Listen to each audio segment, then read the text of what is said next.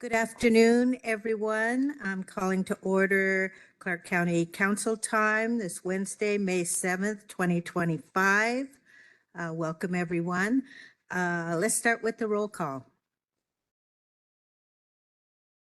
Councillor Young, Here. Councillor Belcott, Present. Councillor Fuentes, Here. Councillor Little, Present. and Chair Marshall. Here. Thank you. Are there any amendments to the agenda? Yes, I have a couple, Chair. The first one is the new business items, 5.1 and 5.2. I'll just bring these back next week. And then under executive session, if we could remove 9.1 and 9.3. So it would just include the 15-minute pending with potential after action. Great, thank you. That'll shave off a little bit of time this afternoon. Okay, now we're ready for public comment on agenda items only. And I'd just like to remind people, there's a 3-minute limit. We have a lot of people. People may feel very strongly about their positions on the items that they want to speak to, but I just want to remind people that we want this to be a safe and civil environment for everyone. So no clapping, calling out. Let's just give everyone a chance to say what they want to say. So with that, let's start with the folks that are in the room. Robert Nevin,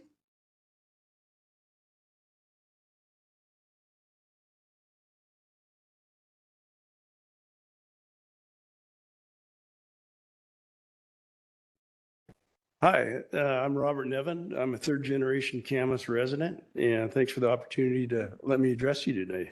This would be under the agenda item comprehensive plan. And it's in regards to the Nevin 161.2 acre Camas UGA extension request. My family's property consists of 15 5-acre parcels with a total of 75 acres. My cousin has the adjacent property, which consists of another 80 acres. With a combined 155-acre piece of property. The properties have been in our family since the 1960s. The properties are adjacent to 283rd Avenue between Southeast 7th on the north and Southeast North Road on the south. The existing Camas boundary is on the other side of 283rd, being adjacent to both our properties. And the properties are a quarter of a mile from Woodburn Elementary School, half a mile from Camas High School and the Heights Learning Center, and less than a mile from Highway 500. The Camas City Water runs right down 283rd right now.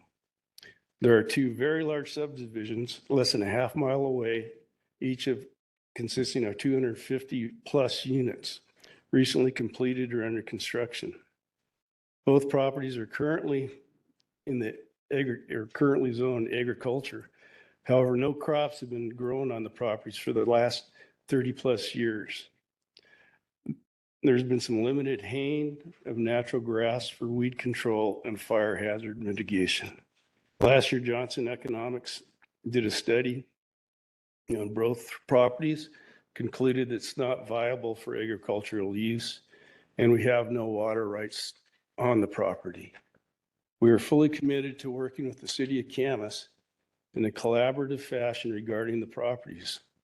The properties are ideally situated for Camas' long-term vision to guide its growth in a manner that could provide meaningful economic benefit for future generations of Camas residents. If our only option at the end of the 2025 is to sell all the parcels for 5-acre McMansions, we'll be forced to do that. Both of our families don't think this is in the best interest of the city of Camas for their future growth. Both of our families strongly urge council members to do the county-wide resource land analysis for the future growth and prosperity for the city of Camas and Clark County. Thank you. Thank you. Janet Hedgepath,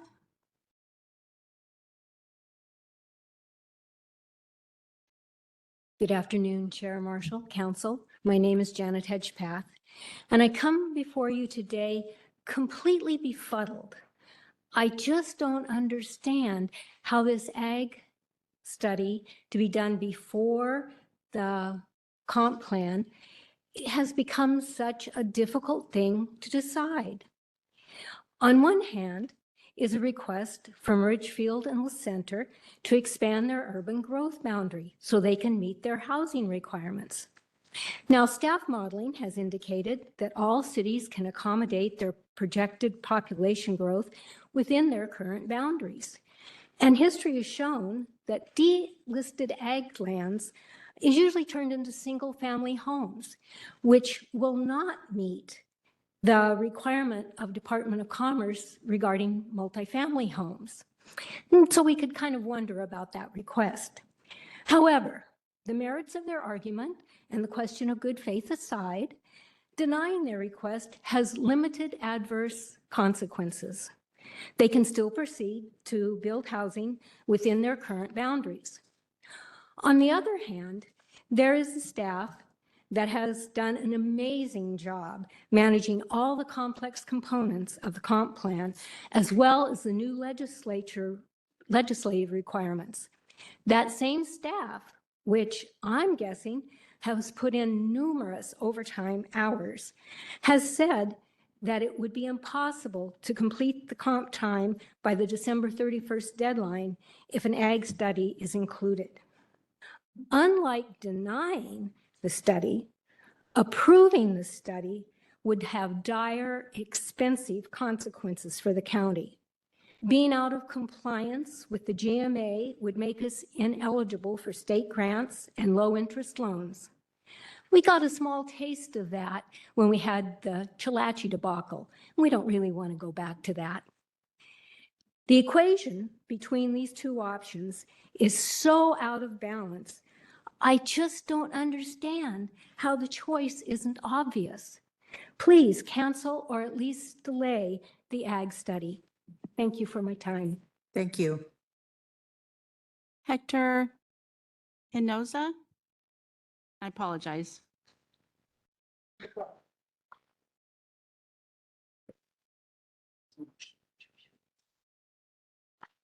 Good morning. I do have a full statement I'd like to give you, so thank you very much. Good morning, Madam Chair, council members, staff, and fellow citizens. My name is Hector Hinojosa, and I'm here to deliver a joint statement on behalf of the two LULAC councils here in Clark County, Monica Zazueta and Andy Lauda, presidents of the Vancouver Metro LULAC Council and the Southwest Washington LULAC Council, respectively. Wish they could be here today, but unfortunately could not be here. Both LULAC councils stand united in our commitment to advocate for our community and the vital issues at hand. We're proud to be part of LULAC. Our councils are funded by the Washington State Department of Commerce to participate in the comp plan update process and have worked over the last few months to engage in our communities for this purpose. We're at a pivotal moment where the decisions made today will shape our community and land that we depend on for generations. By transforming agricultural land into developments, it prioritizes immediate profits over the health of our community. It concerns us that the environment is overlooked in favor of progress that benefits mostly the privileged. We cannot eat houses and businesses. Once we pave over our farmland, it is gone forever. And make no mistakes, farmers are being affected by delays of this GMA comp plan. Even considering their de-designating agricultural land, especially at the cost of not meeting the comp plan deadline, is short-sighted and honestly irresponsible. We need to drive less, reduce sprawl, and protect our vital farmland. Staff have determined that they can accommodate population projections without expanding urban growth areas. Certain cities in our county have not prioritized building density and have ignored multifamily housing requirements. Over the past 13 months, Monica has dedicated herself to creating climate policies within the Environmental Justice Coalition and the Community Advisory Group. That work benefits not only our community today, but also future generations. Losing crucial funding due to a postponement by the county council is disheartening. Delaying the comp plan submission would postpone the adoption of urgent policies. We must act decisively. We stand with county staff who have expressed their concerns regarding this study. If we do not submit the comprehensive plan on time, we risk losing millions from the Climate Commitment Act. Thank you very much. Thank you. And you can just submit your written comments here. Thank you. Angie Merrill? Okay, yeah. And I'll just share for others, there is a basket in the back of the room. If you have written comments, if you can put it there, we'll make sure it gets added to the record. Thank you. Good afternoon, Chair and Councilors. My name is Angie Merrill, and I'm a land use planner for the City of La Center. I would like to state why I believe a countywide resource land study is needed. If Clark County Council fails to conduct a citywide resource land study as currently written, it will serve to degrade the long-term economic health of the City of La Center. La Center wishes to grow in a manner that can take advantage of the I-5 corridor and facilities revenue-generating businesses such as commercial and industrial in the areas immediately surrounding Exit 16. Importantly, the lands near Exit 16 are the most appropriate for job growth as they take advantage of the critical transportation corridor, and they're served by municipal utilities and and the land is relatively flat. This land is also characterized by urban growth. In order to allow the City of La Center to expand its UGA and to include land around the Exit 16, Clark County must de-designate the resource land and zone it as something else. Clark County can only engage in the de-designation process as part of the comprehensive plan update process, which happens once every 10 years. Additionally, de-designation can only occur if Clark County conducts a countywide resource study per state law. If the county reverses course, it will mean that the City of La Center cannot grow in a manner consistent with its citizens' desires and in accord with good planning practices. Additionally, the center will be unable to accommodate the job lands required by the GMA. Thank you. Thank you. Melissa Fox?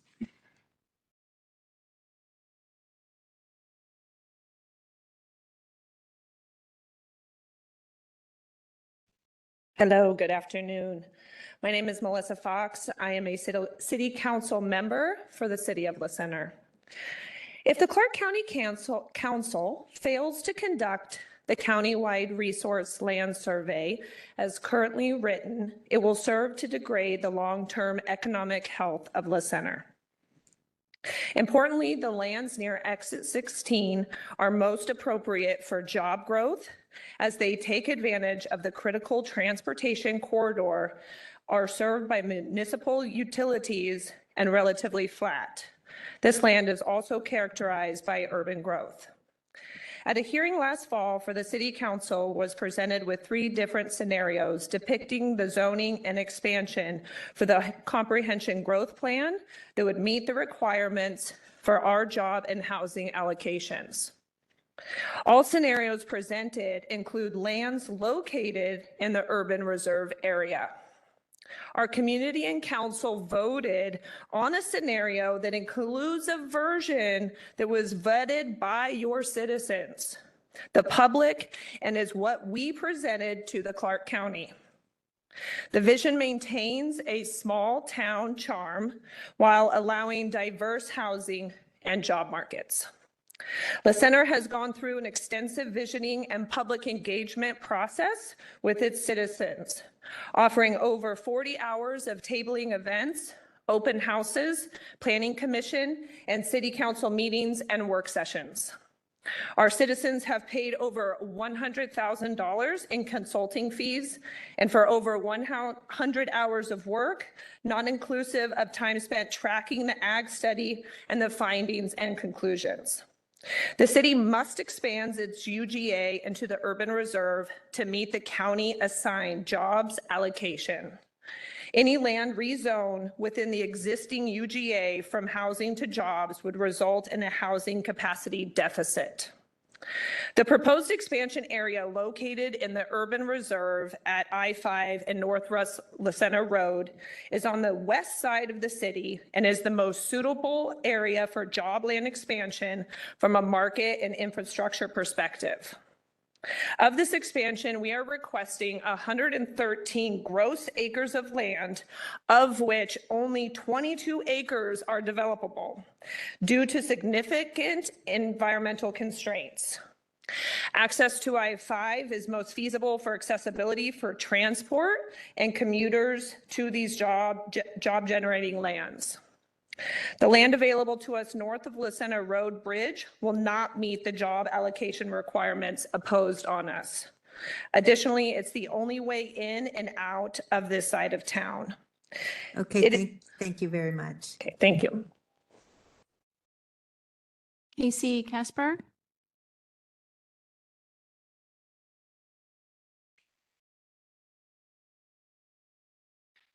Good afternoon, Council Manager. My name is Casey Casberg. I'm a City Council member and Mayor Pro Tem for the City of La Center. The junction at Interstate 5 and La Center Road, which is within the La Center city limits, was first designated Industrial Reserve back in 1994. That designation was affirmed in 2004, 2007, and then again in 2014. In the 30 years since the junction was identified as urban reserve, much has changed as witnessed by the development of the Alene Casino and Hotel. What has not changed is that the property that is near the interchange and just outside the city limits are not a commercially viable land despite the agricultural zoning. At a public hearing last fall, the City of La Center Council was presented with 3 different scenarios depicting the zoning and expansion for the comprehensive growth plan that would meet the job requirements and housing allocations.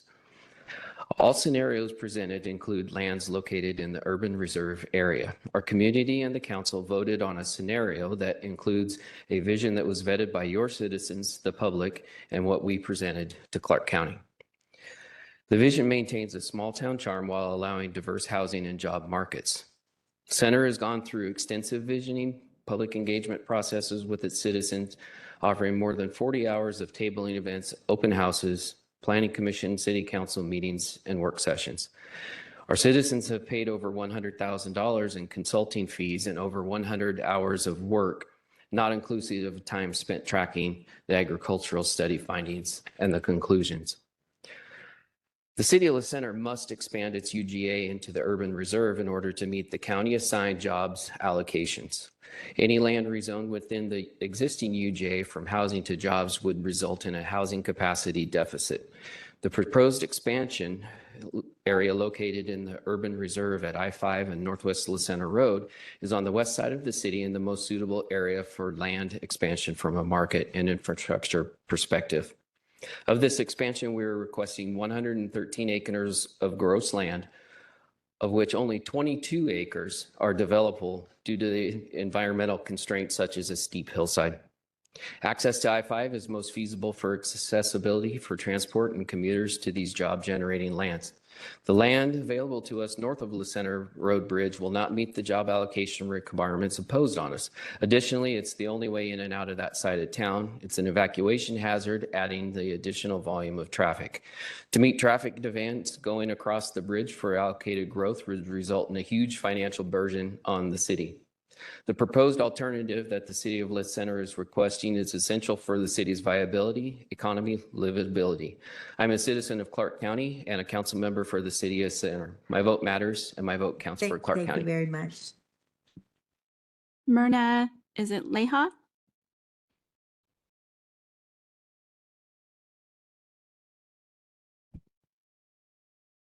Good afternoon, Council and Manager Otto. My name is Myrna Leha. I am a city council member for the city of La Center.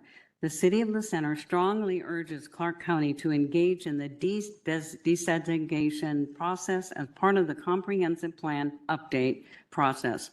The next comprehensive plan is not for another 10 years.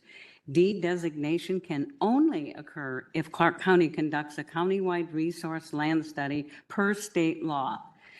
At a hearing last fall, the City Council was presented with 3 different scenarios depicting the zoning and expansion for the comprehensive growth plan that would meet the requirements for job and housing allocations.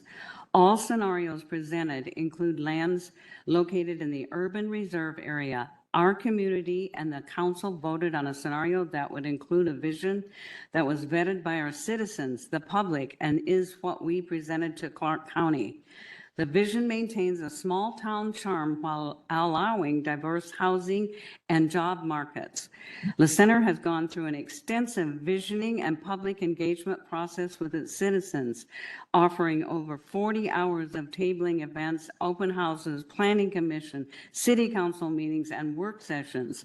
Our citizens have paid over $100,000 in consulting fees and for over 100 hours of work, not inclusive of time spent tracking the ag study and the findings and conclusions. The city must expand its UGA into the urban reserve to meet the county assigned jobs allocations. Any land rezoned within the existing UGA from housing to jobs would result in a housing capacity deficit.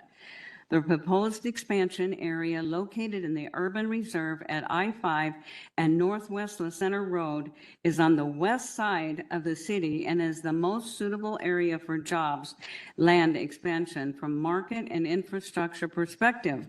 Of this expansion, we are requesting 113 gross acres of land, of which only 22 acres are developable due to significant environmental constraints. Access to I-5 is most feasible for accessibility for transport and commuters to these job-generating lands. The land available to us north of the Center Road Bridge will not meet the job allocation requirements imposed on us. Additionally, it's the only way in and out of the site of city. If it's an evacuation hazard, adding the additional volume of traffic to meet traffic demands, the growing over the bridge for the allocated growth would result in huge financial burden on the city. The proposed alternative that the city of La Center is requesting is essential for the city's visibility, economy, and livability. I am a citizen and a council member of La Center. My voice matters. Thank you very much. Thank you. Mayor Tom Strobin.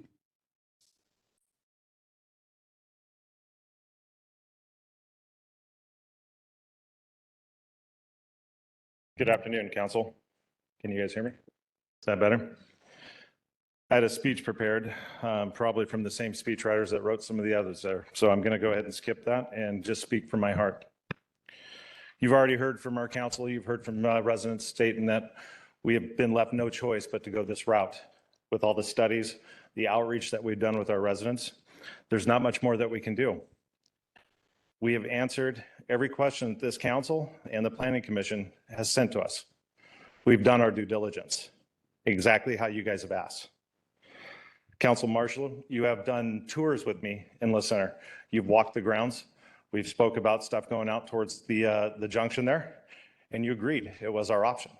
Yet when we come into these council meetings, it's a different opposite opinion. I just would like that pointed out and put on the record.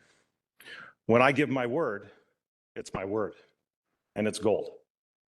We've built a relationship with the tribe. You can bring that up. That'll tell you how my word is taken. So I ask you guys to stand by your word that you have given the city of La Center and the city of Ridgefield. Thank you.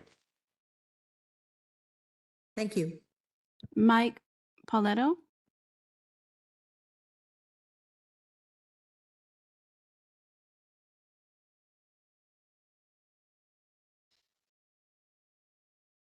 I'm one of the property owners that's near exit 16. So I've asked to be included. I've actually spent $13,000 doing an agricultural study already for our properties. They're not viable as an agricultural entity for each individual properties. They're small concerns. And so we have talked with the city of La Center about being included within their boundaries. And so that's, that's the viable option for us to have any sort of income off of these properties. Otherwise, they would be residential with only one house on it. So we're looking to be a commercial viable entity. Thanks. Thank you. Joe Zimmerman,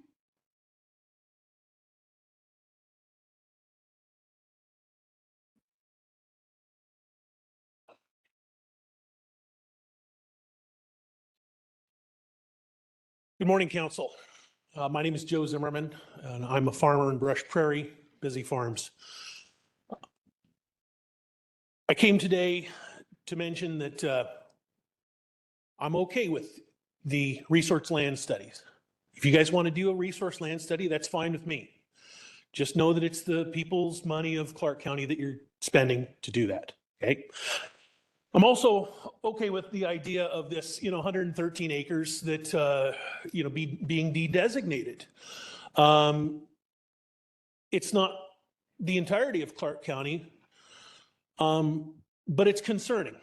And so what I'm here today for is to let you know that when that resource land study is done, and yes, I realize I'm probably a year or 2 years too early to say this, I want to point out a couple of variables that, by God, as a farmer, I'd better see on that study, because I'm going to tell you it's the truth in Clark County, and anybody who's going to tell you otherwise is lying to you. Okay? Variable number 1, ag land production, productivity and soil quality. Folks, we live in a very unique place in the world. We have some of the most productive soil in the world, soil that people would fight and die for. In fact, there's a war going on right now in Ukraine where Russia wants the soil of Ukraine, and don't kid yourself, that's part of what they're over there fighting for. In fact, for those who don't know, a little history for you, our soil actually belongs to Eastern Washington, where it was washed down the Columbia River by the Missoula floods 10,000 years ago and deposited here for us. And I've heard it said from time to time that, well, you don't understand, that particular field, well, that's farmed out. It's not productive anymore. Folks, I'm here to tell you that you give me any field, most any field in Clark County, in 5 years, and I can take a productive field to an unproductive field in 5 years' time, and I can do the opposite as well. Okay? We like to say on our farm, we don't just farm the land, we farm the soil too. Okay? Variable number 2, ag profitability. Folks, I would remind you that every farmer by definition is a business owner, and that business owner has I believe it's called a fiduciary duty, a fancy word for you, to do a good job with their business. Folks, we are living in the year 2025. And if you hear a landowner and they're talking about how unprofitable their business is, their farm is, what I encourage you to do is to ask them, what does your business model look like? And if they just kind of stare at you blankly, you go, well, that might be your problem. Okay. And variable number 3, I don't remember the last time we asked the people of Clark County if they want a reduction of ag land. Thank you. Thank you very much. Jason Cromer,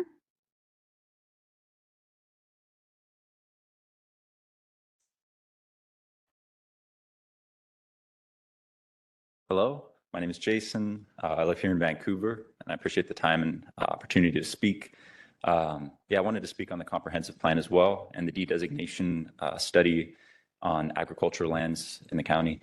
I would highly advise not to move forward with that study based on what many people have said so far.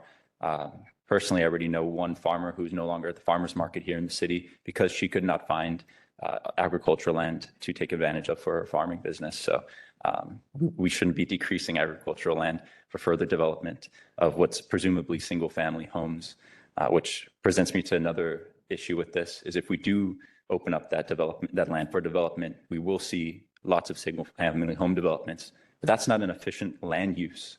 We have a housing crisis, and to further build inefficient single family homes when we have more than enough infill available for dense, efficient housing opens up to the same issues that we've been trying to fight now for decades.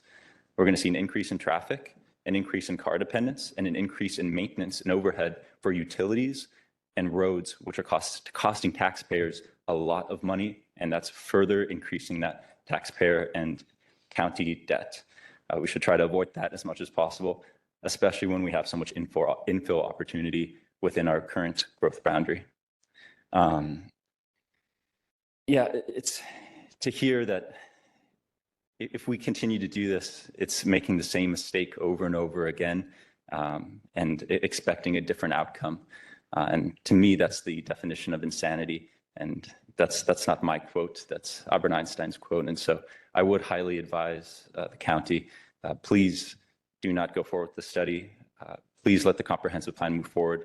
And so we can gain access to millions, tens of millions of dollars in grant funding, low interest loans that can further progress the city and development within the county and use a more modern, advanced approach to urban growth that we see in other cities and countries around the world, not to continue suburban sprawl, which again will increase debt, traffic, parking issues, everything people come in here to complain about regularly that we will not solve by expanding agricultural lands. Thank you. Thank you. Mark Lead.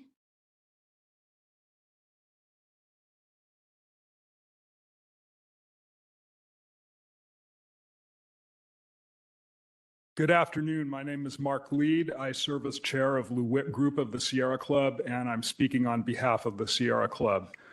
We are opposed to undertaking an agricultural land study prior to submitting the county's comprehensive plan update. Anything that puts the county out of compliance with the Growth Management Act by delaying submission of the comp plan past the end of 2025 is unacceptable. This would put Clark County at risk of losing eligibility for state grants and low-interest loans. It's also crucial to avoid any delay in implementing the climate, housing, transportation, and other policies included in the comp plan. I urge you to honor the citizen input that informed these policies by not delaying their implementation. I also urge you to not consider any expansion of urban growth areas. County staff has shown that projected growth can be accommodated within the existing UGAs. The 519 acres that the cities of La Center and Ridgefield seek to de-designate are more valuable to the region in terms of climate resilience and quality of life by remaining farmland than they would be by being sold to developers and converted into yet more sprawl. Thank you for your time. Thank you. Steve Stewart.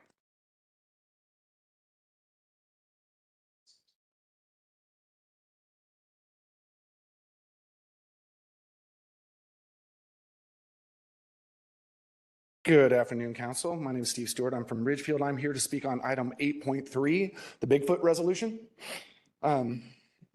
No, sorry.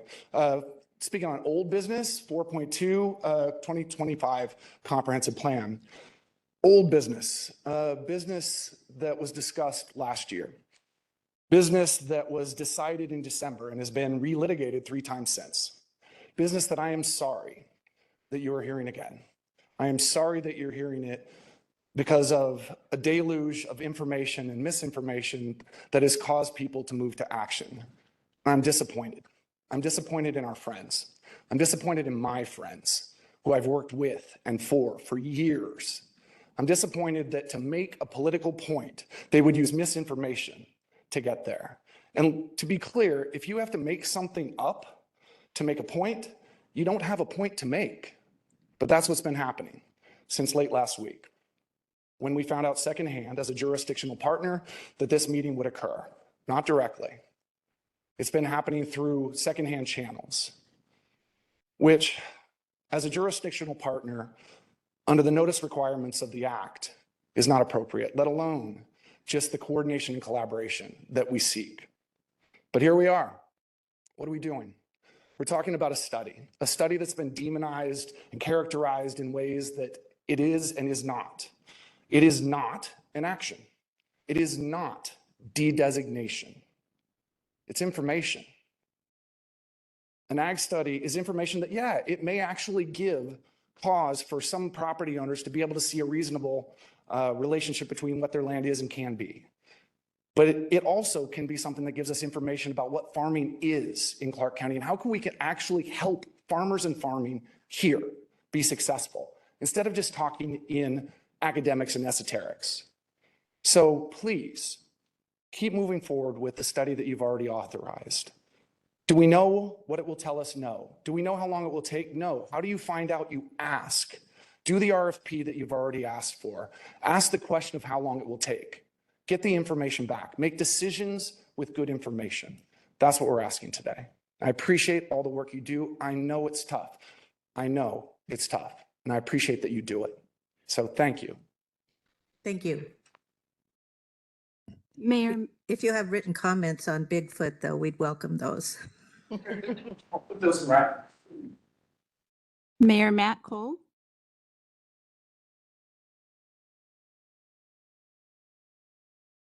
I'd much rather talk about Bigfoot too. Good afternoon, Council. I'm Mayor Matt Cole once again, and today I'm here to discuss two issues with you. First, our request for a joint work session with your county council, and second, the maps that Ridgefield submitted last year. Let's start with the work session. The Growth Management Act requires coordination between the two jurisdictions, and yet again and again, we find out about county council meetings and potential decisions secondhand after agendas are set and votes have taken place. And really, guys, that's not coordination. That's an after the fact reaction. What we're asking for in that regard is not complicated. We're just asking to sit down together in a public setting to align on the process to ensure that the work that we're doing together should get done. And with two new county councilors on the dais, this is an opportunity to take advantage and make sure that everyone understands what Ridgefield is asking for and making these requests and what's at stake for the tens and thousands of residents that we mutually represent. Okay, now to the maps. Ridgefield submitted two. One reflects our clear, unified vision of our growth, target expansion into lands that haven't been actively farmed in over 30 years and don't meet the legal criteria for agriculture. This vision supports housing, jobs, services in a way that fits Ridgefield's identity and our culture. The second map was submitted only to show the legal possibility, not a practical one. So yes, on paper, Ridgefield could absorb the population and allocation without expanding the boundary, but doing so would force redevelopment, overload existing neighborhoods, and jam 2,000 people into already existing spaces. And it would eliminate space for 1,000 jobs and force the density that makes the market realities that tell us simply won't happen. That's not planning. That's setting both the city and the county up to fail the GMA by not providing an adequate housing supply. To date, and I've said this before, we've held 19 community conversations, we've tabled multiple events, we've hosted multiple online surveys and facilitated a community workshop to hear the thoughts and ideas of Ridgefield's future directly from our residents. Now, if this council can say it's done the same thing, then we welcome you to choose our vision for us. The people choose Ridgefield as their hometown for a reason. It's a small community. It has its own identity tucked next to 5,000 acres of a national wildlife refuge. And it's on one side of an interstate, making it accessible to a larger metro area and to some beautiful mountains and farmlands. That's our identity. That's the longstanding vision that we've had. And we're trying to preserve that vision for that growth. But it don't push us into something that we're not. We submitted maps to you last August, and this county council voted unanimously to move forward in December. And the only thing last minute that is going forward is to delay the work. This county has wasted 5 months by continually relitigating past decisions. And if that same energy had gone into the study itself. Thank you very much. Yes, you're welcome. Thank you. John Bauer.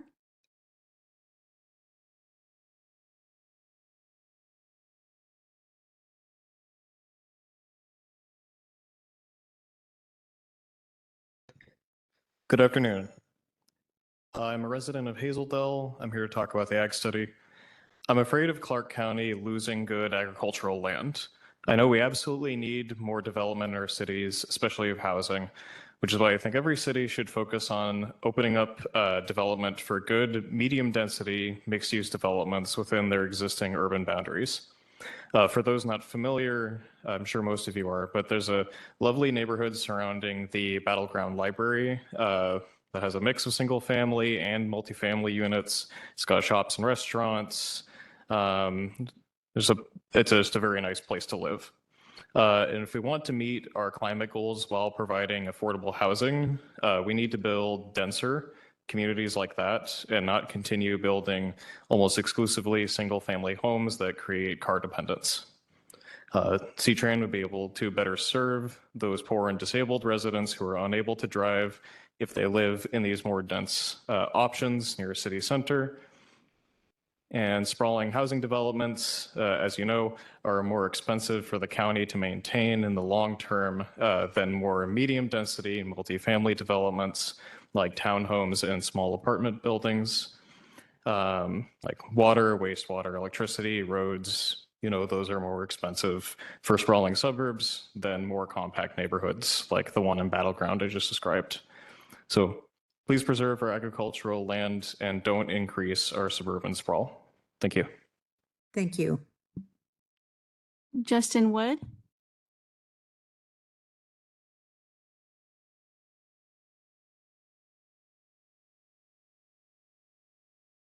Good afternoon, Chair Marshall and fellow councilors. For the record, I'll be addressing item 4.2 comprehensive plan update. My name is Justin Wood. I'm here speaking on behalf of the Clark County Association of Realtors. Our members help folks buy, sell, and lease real property throughout the county, helping facilitate home ownership, business startups, relocation, retirement, and pathways to generational wealth. Our association urges this council to move forward with the modified resource land study as approved by this council on April 15th, 2025. Since December 2024, this body has committed to studying resource lands as a part of the comprehensive plan update. Eliminating this study would diminish the autonomy and work our local cities have completed to accommodate the significant growth our community continues to see. City councils, residents, and planners have worked hard to develop land use alternatives that match the desires and unique character of cities in Clark County. Removing the ability for cities to de-designate certain lands will have lasting impacts for years, if not decades to come. In 2022, the Office of Financial Management estimated Clark County's population at 503,311. The 2024 estimate rests at 536,300. That means around 4,000 people were born in Clark County and a staggering 29,000 people moved to Clark County, totaling an increase of 33,000 people in just the last 4 years. Our county consistently ranks among the top 3 fastest growing counties in the state. Cities in Clark County should have the right to self-determination in how they accommodate growth. Without this study, the county will deny them that opportunity. The research that comes out of this study is most actionable if included in the comprehensive plan update. Without it included as a part of the process, all stakeholders will be harmed and left in the dark. Thank you. Thank you. Steve Parker.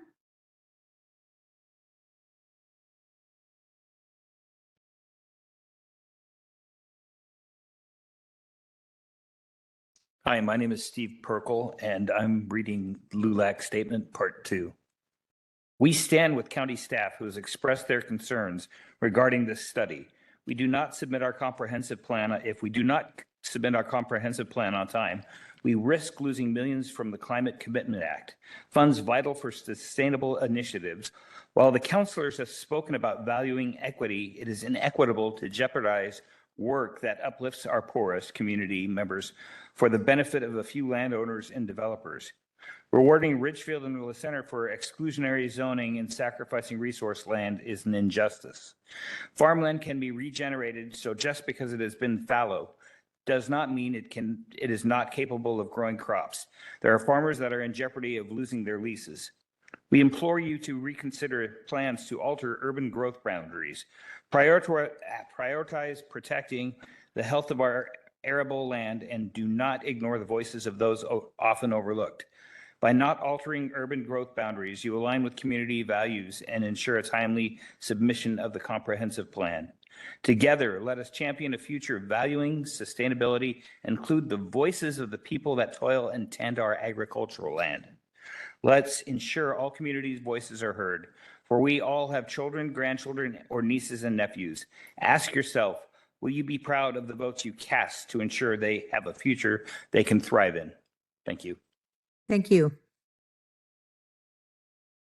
Abby Lopeter.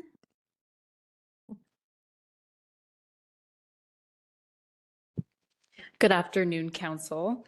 My name is Abby Holopeter, and I serve as the Community Engagement Coordinator for Odyssey World International Education Services, a local nonprofit dedicated to serving community members impacted by racism, discrimination, and poverty. As a former member of the Environmental Justice Coalition, our organization continues to lead education and outreach efforts on both the City of Vancouver and the Clark County Comprehensive Plans and how they will affect or potentially affect historically marginalized communities. I urge you to oppose pursuing a study of agricultural land at this time to ensure Clark County meets the state mandated deadline for the comprehensive plan update. Through our extensive community engagement, it is abundantly clear that timely action on housing and climate policies are crucial. These issues cannot be delayed. Our BIPOC and income-restricted residents face disproportionate health and economic impacts from environmental injustice and the ongoing affordable housing crisis. To delay the comprehensive plan for the sake of an agricultural land study that risks destroying North County agricultural land that's already few and far between also risks exacerbating these harms. I respectfully ask that the Council prioritize meeting the December 2025 deadline in compliance with state law and defer the agricultural land study until after the plan is submitted. Housing and environmental justice policies are long overdue. Further delay will only continue the disproportionate burden on vulnerable members of our Clark County community. Thank you for your time and consideration. Thank you. Luis Rivera.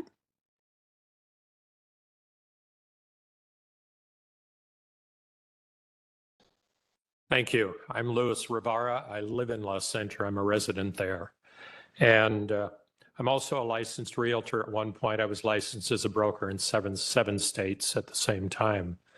I've never done business, though, in the state of Washington and have no plans to do so.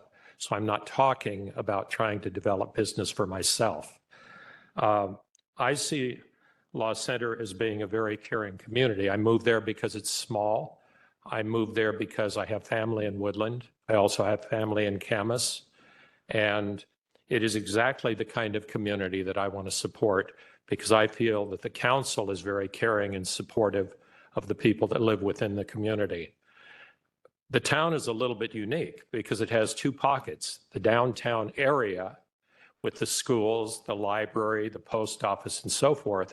And then it's got this area out by the freeway. And there's really just one road that pretty much can't be built much on either side that connects the two. And the two areas are about a mile and a half apart. It makes sense to me that any development that La Center would consider would be near the interchange. It would be near the exit from the freeway. It would provide access without disrupting those that live in the town and changing their lives any more than necessary. I don't want the town to change. I like it small, but I don't believe it'll stay that way forever. And I think that we need to be open to the fact that some of the agricultural land is not being used in any way right now for any purpose other than to sit there. And so I would support anything that would move forward the possibility that the land could be changed from agricultural to some other use that the city is requesting. And I think from what I've seen and heard, the city has consulted with people in the community in a very sincere and honest way. And I believe that their heart is in the right place. And I believe that at least for the city of La Center, my community, the right thing to do at a minimum is to have further study. And better than that, look for ways to move all of what we're talking about here today as quickly as possible forward. I thank you for your time. Thank you. Diane Dempster.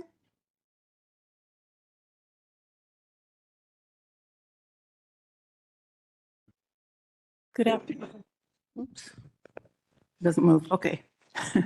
Thank you, Council, for the opportunity to speak. I'm talking about the comprehensive plan. My name is Diane Dempster, and I live in Vancouver, Washington.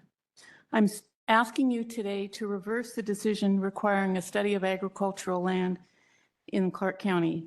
Your staff has informed you repeatedly that this study cannot be done in the short period of time between now and November.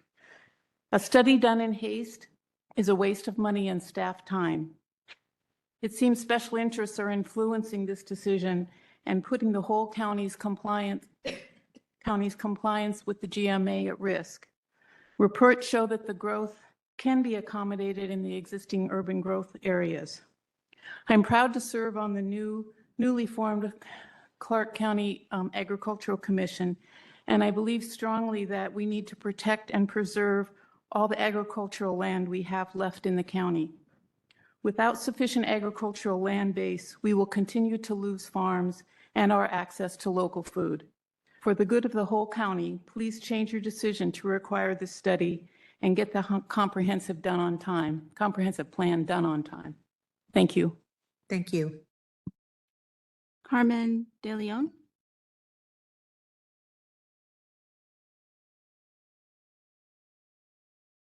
Hello, my name is Carmen De Leon, and I didn't know that. Thanks for pointing out the point 4.2 because I wasn't here for that. I was going to talk on the minutes of the 23rd, which it's on the agenda, the minutes of the 23rd, and it kind of ties into all of this because it's another example of them not giving a damn what everybody here says. I've watched this place tell them, stop with the light rail, begging them for no light rail, and they want to put it in no matter what, $2 billion. They don't give a damn what the Clark County citizens say or do. You guys can ask them all you want, and they just act like they didn't hear you and vote against it. So I honestly feel like many times I'm wasting my breath here because they do the exact opposite of what we asked them to do. And you think it's about the money?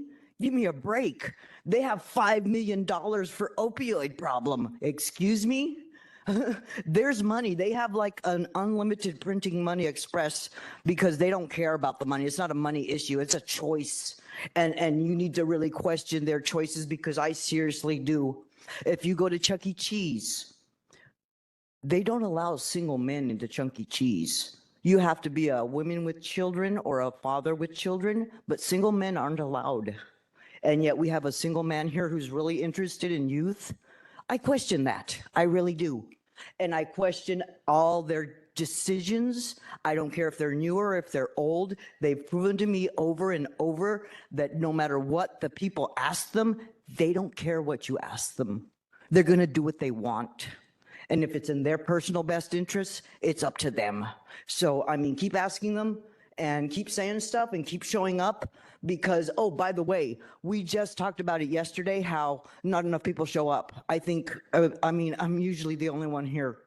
And you've got 500,000 population in Clark County, and there's like 3 of us that show up. You know, so it is a lack. And I appreciate Camas making the effort to go to their population and ask them questions because they, and especially the city of Vancouver, will shut you up and threaten you with arrest if they don't like what you're saying. And that's communist. So I don't trust the government. And apparently 80% of the population doesn't trust the government. And this is an example why, because you come and you ask them and they totally ignore what you say. So, yeah, if you want to earn people's trust, listen to them. Don't take light rail and another $2 billion in the hole because that you don't seem to care about $2 billion and you're never going to get a nickel back. That's just fine, right? That's illogical to me. I feel sorry for you. You guys need like a math lesson. Thank you. Meridian Green.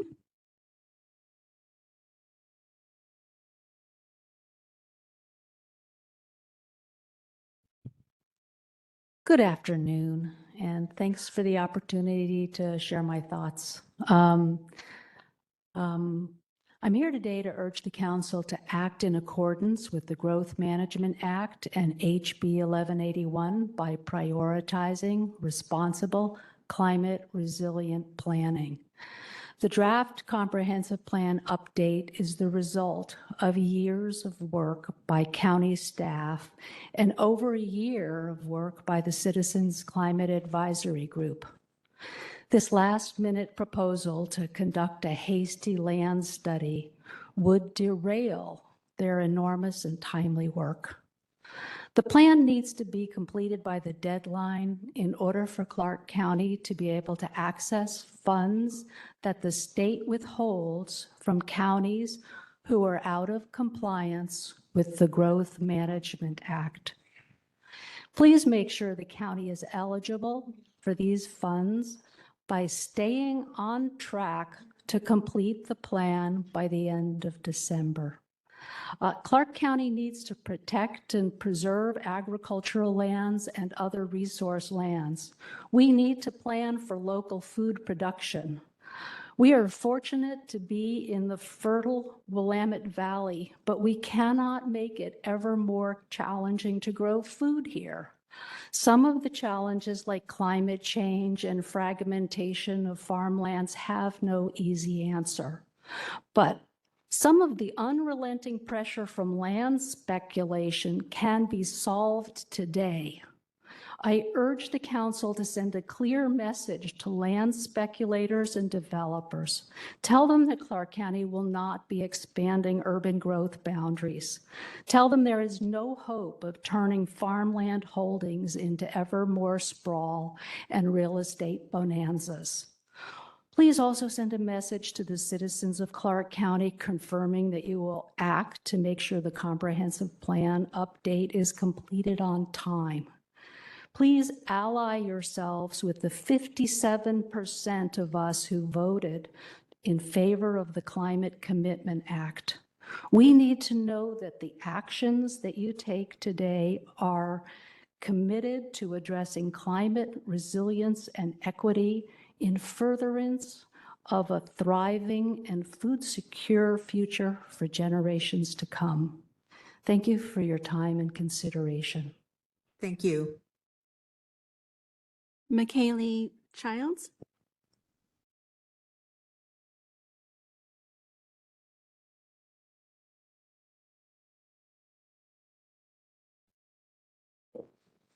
Good afternoon, Chair and council members. My name is McKaylee Childs, and I'm here on behalf of myself and my husband. I would like to speak in support of conducting the resource land study and expanding the urban growth boundaries. And while I feel there are broader benefits to doing so, I will speak on what it will mean for me and my family to do so. My husband and I own and operate Emerson Equestrian, a family-run equestrian facility in Ridgefield. When we purchased this land, we did so with purpose. We wanted to raise our 5 children in an environment that teaches life skills, hard work, patience, responsibility, values that are at the heart of everything we do. At Emerson, we provide a safe, structured environment where people from all over the region come to learn not just how to ride horses, but how to care for them, how to work as a team, how to build confidence and character. We've worked with youth and adults alike, and we've watched them flourish through the discipline and connection that horsemanship provides. We host riding lessons, small youth programs, and we provide boarding and training services, support 4-H involvement, and create a space where people of all ages can disconnect from screens and reconnect with nature, animals, and real-life responsibility. For many families in our area, this is the only accessible facility of its kind. 3 of our 5 children ride at our barn, and I'm constantly amazed at how impactful it is to spend time caring for and riding horses. Running our barn is a labor of love for our family, for our community, and for the many who come to learn there. I don't know if any of you own horses, but I can tell you that it's not easy these days to find a safe and nurturing environment in which to board and train them. And we are one of the few. We take a lot of pride in running an honest, well-tended, family-centered business. And while it has been the cause of a lot of stress, it has brought us much joy, more than I could express to you in words. It is unique and peaceful, and we love it, as does our community. However, operating under county jurisdiction has placed an overwhelming financial burden on us. Despite our best efforts, the strain is becoming unsustainable. The permitting challenges and operational restrictions make it extremely difficult for small family-owned agricultural businesses like ours to survive.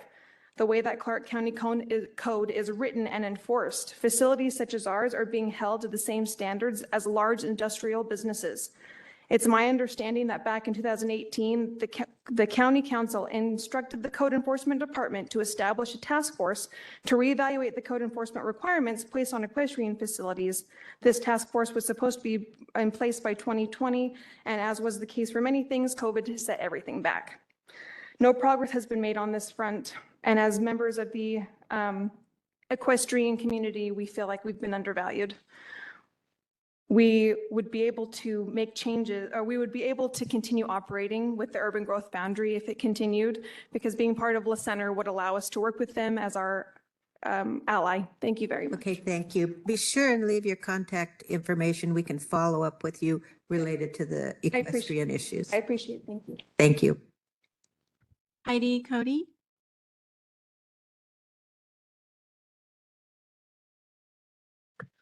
Hello, Clark County Council members and staff. My name is Heidi Cody. I'm here on behalf of Alliance for Community Engagement, Southwest Washington.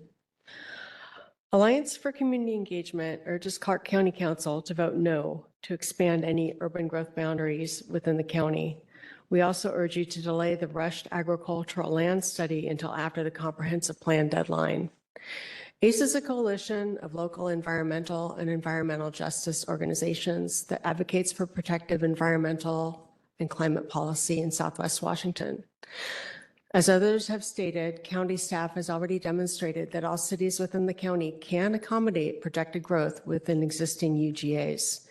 Advancing a countywide study of agricultural lands now would prioritize the interests of developers and a few landowners over the long-term needs of residents for locally grown food, climate resilience, and equitable growth, and over the legal mandates of the Growth Management Act.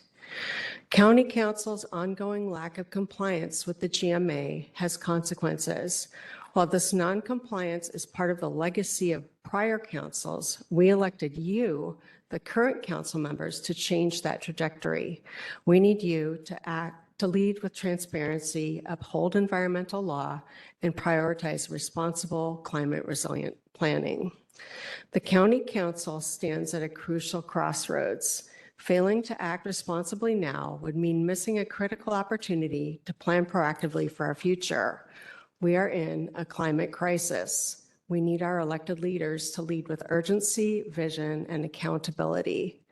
Some recently elected county council members campaigned on protecting farmland, preserving our county's rural character, reducing sprawl, affordable housing, and upholding environmental laws. The Growth Management Act is fundamentally an environmental law that requires timely planning on a legal deadline. This is the moment to act on your campaign promises. We urge you to rise to this occasion and vote with the values that earned our trust and support. Please delay the land study, the agricultural land study, until after December 2025, and please do not extend UGAs within Clark County. Thank you for your consideration. Thank you.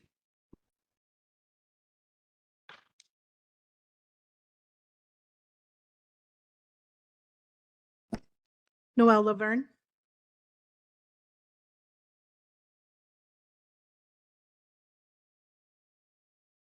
Good afternoon, Chair and Council. I'm Noelle Laverne, the Executive Officer for the Building Industry Association of Clark County. On behalf of our 750 member businesses, we urge you to stay the course on the modified resource land study that was agreed upon on April 15th. This process initiated nearly 6 months ago and was originally advanced by the prior council. This represents a critical step in aligning Clark County's growth planning with the needs of our community, and it must move forward to provide the county the best tools to plan for the future. Our cities have been working for years on thoughtful and strategic expansion plans. These aren't hasty decisions or overreaches. They're conservative, well-considered proposals for development in response to real, measurable needs. Cities are asking for modest expansions to accommodate essential public services like fire and police facilities, as well as retirement communities, employment land, housing and housing our residents desperately need. What's being asked is a consideration of 1% of Clark County's 35,000 acres of previously designated agricultural land, 1%. And while we debate this small fraction, more than 86% of Clark County residents are unable to afford a home at the median sale price. This is a crisis, and this council has the tools and the responsibility to help address it. Let's be clear, the choice to move forward with the resource land study is not putting at risk the submission of our comp plan by the deadline. They are two very different tracks. Let's be clear, preserving agricultural land is important, but our commitment to preservation must be balanced with the equally important goal of housing and economic stability for the people who live here. We're not choosing between farmland and urban sprawl. We are choosing whether or not to allow for responsible planned growth that meets our communities where they are, growing, changing, and in need. I urge you to honor what was agreed upon on April 15th. Let the modified resource land study proceed. Let the review process continue. Let our cities plan for the future and give our residents a chance to build theirs. Thank you. Ann Foster.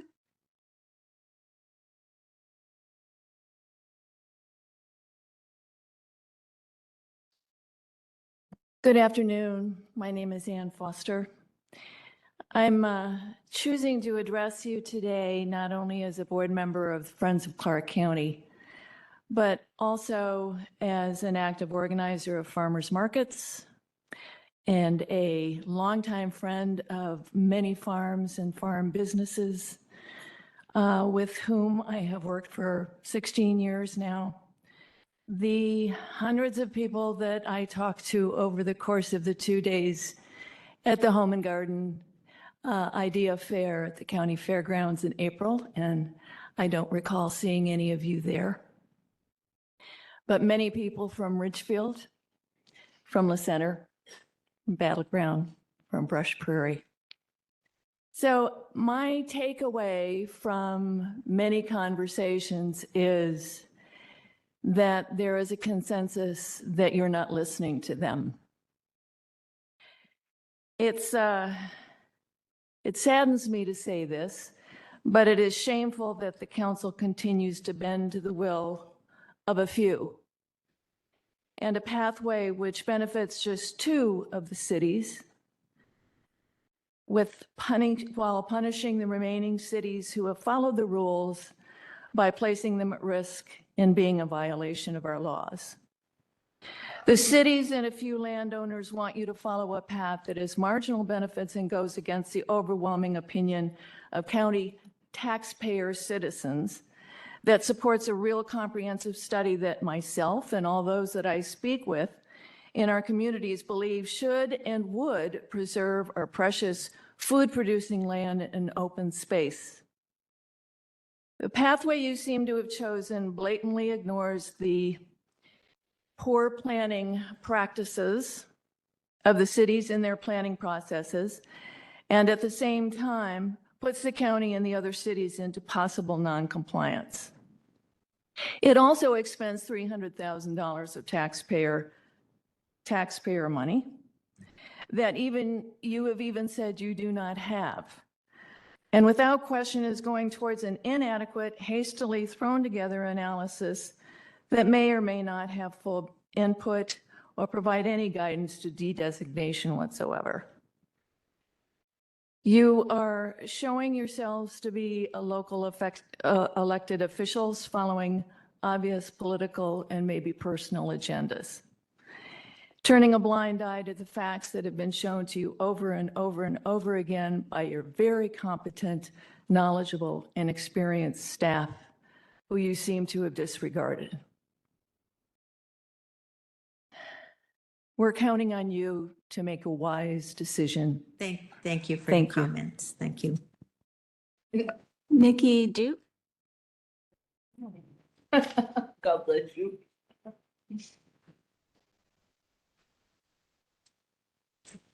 My name's Nikki Duke. I'm with Hinton Development. And as you guys hear that I'm a developer, everyone instantly is like, oh, all she wants is profit. She just wants to make money. Well, I also agree that we should actually reserve is not the word I'm looking for, but we should look at a viable farmland. And I think by not looking at that and not doing the resource study, we're giving sellers or people that, I work with a lot of older sellers that this is their retirement. Their farming isn't profitable. Their land is only halfway developable because of constraints. And to take that opportunity of them being able to possibly sell that in the future or bring that into the urban growth boundary in the future, I don't necessarily think that's fair to them. We've heard both sides, but I just wanted to say take a fair look at each side. Make sure both sides are being heard. I'm going to continue to develop regardless, but I'm up here reluctantly. I wasn't going to come up and speak on behalf of my sellers and those older couples that I work with every day that, want to move out of their house and move into a retirement home. And they can't if their land isn't worth something. So just take that into account as you guys decide what you want to do with this ag study moving forward. Thank you. Thank you. Randall Friedman. Good afternoon, Randall Friedman from Camas. This council has spoken of protecting agricultural land, so please consider this. Are you getting feedback on this? Oh, okay. So please consider this alternative I provided to county staff. The Camas Mill was historically and can return as a powerhouse for Clark County. As recent as 1980, the Camas Mill was 4% of the total employment in Clark County. That's equal to 10,000 jobs today. You could fit these 10,000 jobs on the 660-acre Camas Mill and substantial affordable housing as well. More than equal to the acreage of the ag lands you are told are needed to satisfy urban growth needs, the Camas Mill lands well within an urban area, well within their services, should be cleaned up to unrestricted use. And yes, that is a job, but it's a job that's been done all over the county, all over the state, all over the Northwest and the country. It would be fitting as the Camas Mill and Dennis Hayes, after his childhood in Camas, growing up with the mill's impacts, went on to be the principal catalyst for Earth Day 1970. That is our heritage, and we should be proud. This council represents the interests of all the county, including future generations, and should go on record supporting the mill's unrestricted cleanup to meet regional needs. This is far better than losing farmlands forever. You don't need a study. The community can provide the information. Just give us a chance. It is important to meet the legislature's deadline for these important planning decisions. Future investment dollars will be guided by your actions, and Clark County is a hot commodity. The former HP facility in East Vancouver, repurposed as the Vic, just scored a major technology tenant that will continue to build a new economy in East County. You are writing history. Shouldn't that history reflect our past and the ultimate repurposing of our regional assets for the low carbon future we all desire? Vancouver is doing it. Washougal has approved a major project at Pendleton. The city of Camas has called for an unrestricted cleanup of the mill, and this council should be part of it, and it should be reflected in the comprehensive plan update. The proper cleanup of the Camas Mill should be considered on a regional basis before we give up hundreds of acres of agricultural land not served by the urban services as lands in the growing East County are. Thank you. Thank you. Pat Freiberg.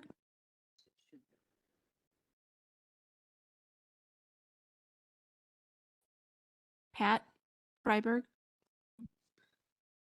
Deborah Kramer.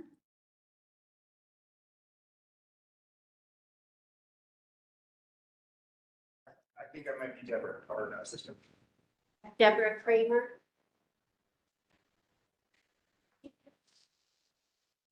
Good afternoon. I am here today to ask that you please don't delay the growth management plan and lose state money. I support the county's comprehensive growth management plan being done on time. It includes good, affordable housing options. The growth management plan calls for a variety of housing and more dense housing to preserve farmland and green space. I am a member of a congregation, St. Andrew Lutheran, that has taken in homeless for over 20 years now. And we need dense, affordable housing in the county. When I moved here in 1985, I could take my daughter berry picking within 10 minutes of where I lived. Many of those farms are no longer there. They are gone now to development. So I am asking that you plan for a healthy future for coming generations. Thank you. Thank you. Sherry Jones.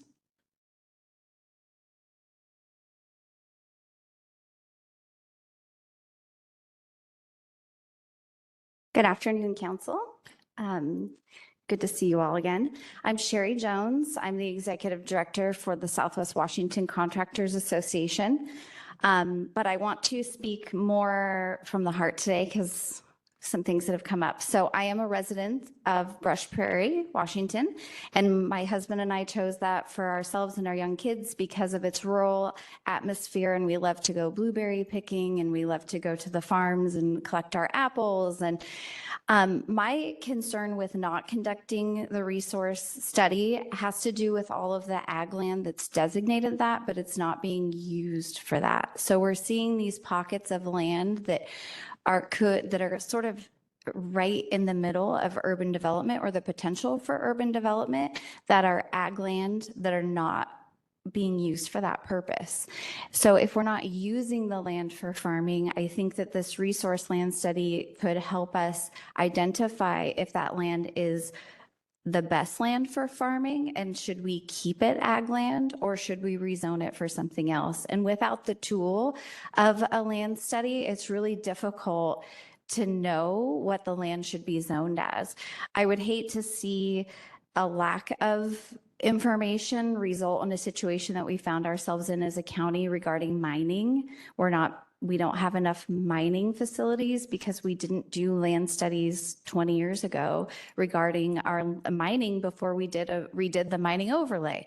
So I would hate to see a similar situation for long-term planning if we don't do a resource land study to protect our farmland. I don't want to see it go anywhere either, but I don't believe any of the land that we're discussing in this 1% is actively being farmed at the moment. I believe it's all just land that's zoned that way and does not have farms operating on their property. So I think that's all I have. Thank you for your time. Thank you. Ezra Hammer.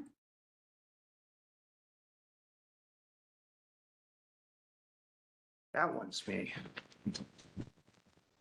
Hey, if I get it right 50% of the time, it's pretty good. Good afternoon, Council Chair, councilors. My name is Ezra Hammer. I'm a land use attorney with the firm of Jordan Ramus. We've submitted at this point in time probably a dozen plus records in the comment regarding this. We've probably had 24 conversations with your staff about this issue. I'm not going to repeat what you've heard today. There's been a lot of eloquent testimony on both sides, but I think there have been some interesting straw man arguments that I'd just like to respond to because, as was mentioned before, there's been a lot of weird misinformation about this. And I think if there was a little bit more clarity on the record, people might lower the temperature just a bit.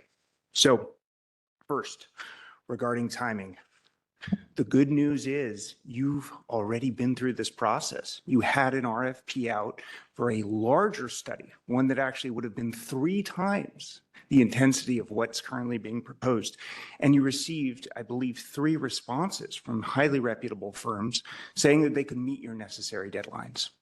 So with a smaller study, we would anticipate that this study could be completed in a more timely fashion, well in advance of whatever timeline you set. So that's good news. The other good news is there's been some statements around risk associated with failure to conduct the study in a timely fashion in a manner that would bring you, quote unquote, out of compliance. Well, we have a good test case for that. The city of Seattle is currently 5 months out of compliance of their GMA. They also went through a series of difficult conversations and weren't able to reach a conclusion by the statutory deadline. In speaking with their elected officials and staff, it is known that they are not receiving any sort of penalty from the state. In fact, the DOC has been collaborative, reaching out to them on a regular basis, seeing if the state can provide them with additional guidance and support. So if you were to conduct a study and it were to take several months, there's no risk to the county in any sort of penalty that you could obtain. Third, I want to talk about the zoning. There's been some weird misnomers about sprawl and single-family dwellings and unrequited destruction of farmland.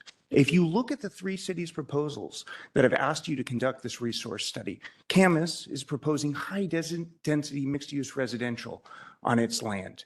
La Center is proposing industrial uses right next to the large casino that currently sits on agricultural land. And the city of Ridgefield is proposing the same with mixed-use housing as well. All 3 have brought forward smart, good, thoughtful plans, not unrequited sprawl. And so I just want to assuage those concerns as you think about deliberating on this item for the 6th time. Thank you. Thank you. James Housley. Virtual.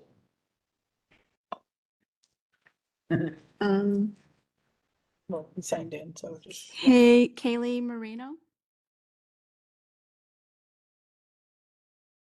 Was Mr. Housley, is he online? Oh, okay, good, good, good. Okay. Hello, good afternoon. My name is Kaylee and I'm a resident of Vancouver. Sorry, I'm a little sick. I've been doing social work within Clark and Cowlitz counties for the past 15 years. Before I get started, I want to acknowledge that the farmland we debate today sits on the traditional lands of the Chinook and Cowlitz peoples who cared for it long before colonization. As we discuss how it's used today, we should also remember how it was taken and who it matters to. I'm asking you to vote against the Rush farmland study. You've been told by your own staff and co-counsel that this move will break the state law, delay crucial housing and climate policies, and risk losing grants again that we may never recover.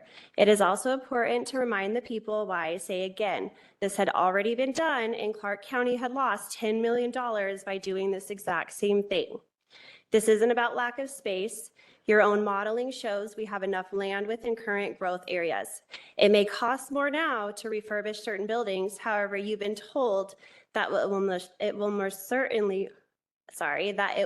certainly will cost more. And again, it already has if you do not slow down. While it is unfortunate that La Center and Ridgefield delayed planning for the projected population growth that was even in the reflector in Battleground in 2020, we cannot ask the rest of the county to absorb the cost. Over the past 2 years, county officials have prioritized large, single-family developments, often benefiting higher income groups, while overlooking the growing need for multifamily housing options. I want to be clear that I'm not here to blame the residents for trusting their elected representatives to plan accordingly. People can only make informed decisions when leadership is honest and transparent. Please do what's right for your people, protect farmland, honor your legal duties, and meet the comprehensive plan deadline. Thank you. Thank you. Teresa Hardy.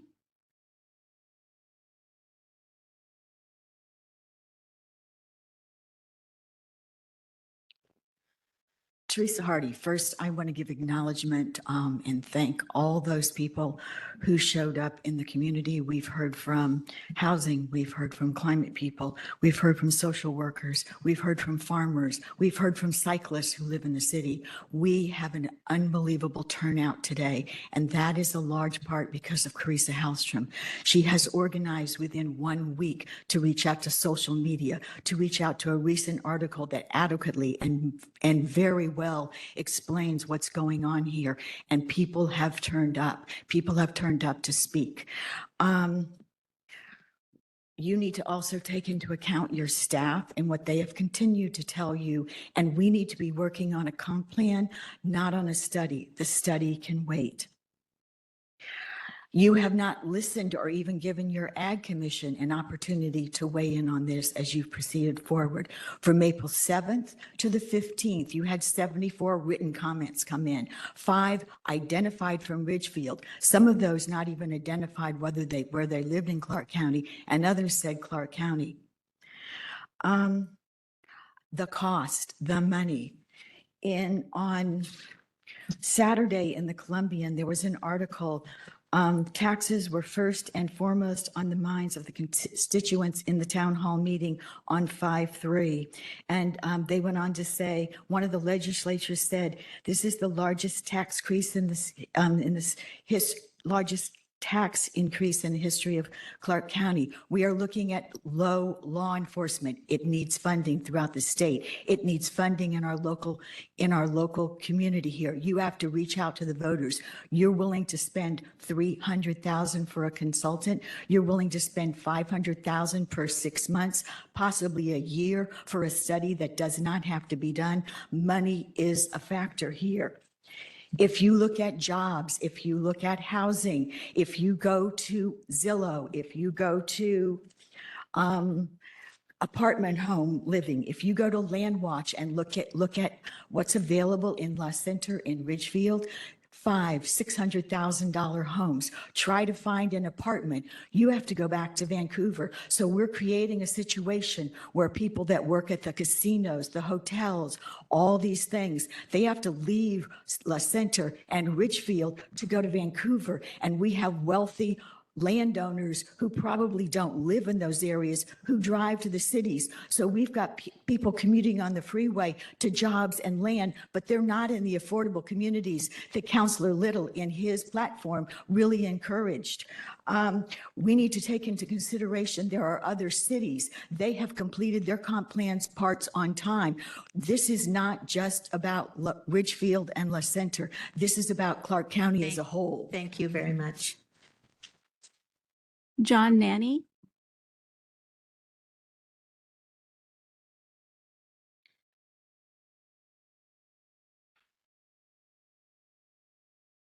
Good afternoon. My name is John Nanny. I'm a Comanche Prairie resident. I want to begin by thanking all of you for your commitment and your service to this community. I know it's a responsibility. It's pretty heavy and it's hard, but it is appreciated. So today I want to address the issue of trust. It's been brought up a couple of times. Specifically, the trust we place in our county staff who provided you with reliable professional information. Your decision must be grounded in their expertise, not by special interests or lobbyists. When that trust is broken, the consequences are real. Lost grant funding, higher taxes, and repeated cycles of noncompliance with Growth Management Act. For example, my property tax went up 17% this year. An increase driven in part by poor county planning and the cost of GMA noncompliance. Every dollar lost from grants or spent correcting avoidable mistakes comes out of residents' pockets. We are at a critical moment. The comprehensive plan has been underway since 2023. And the county staff have made it clear there is not enough time to now add a study that should have been started years ago Rushing this process risks repeating past mistakes that have already cost our community. As the saying goes, lack of proper planning hardly constitutes an emergency on my part. I urge you to listen to the unbiased professional staff and resist the pressure to make hasty changes that benefit a few at the expense of many. Let's not trade our future for the rows of ticky-tacky houses and short-term gains. The decision you make now will shape Clark County for decades to come. Please delay the land study. Thank you. Thank you. Chair, I'd like to request a 5-minute break. Okay, how many more people do we have in the room that want to testify? Three or so. 3 or 4? In the room. And how many online? As of now, 10. Okay, I think we'll take a 5-minute break and come back.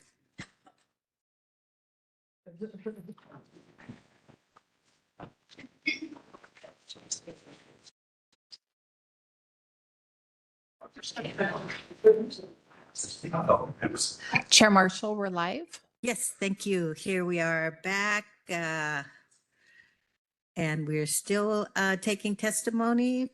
Folks in the room, we'll go on to the next person. James McCray. Thank you, members of the council, and appreciate you taking the time to hear my testimony. I'm going to be very, very brief. There's been so many things said and stated better than I could. If we could have a bit quiet in the room, thank you. Yeah. Go ahead.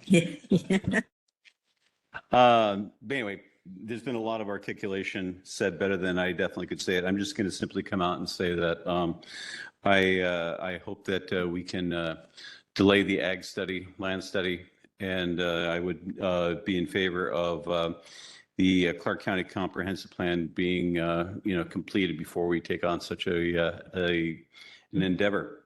I had many times in my life, different places where I lived, and once in Snohomish County in the 90s, Clark County reminded me of that.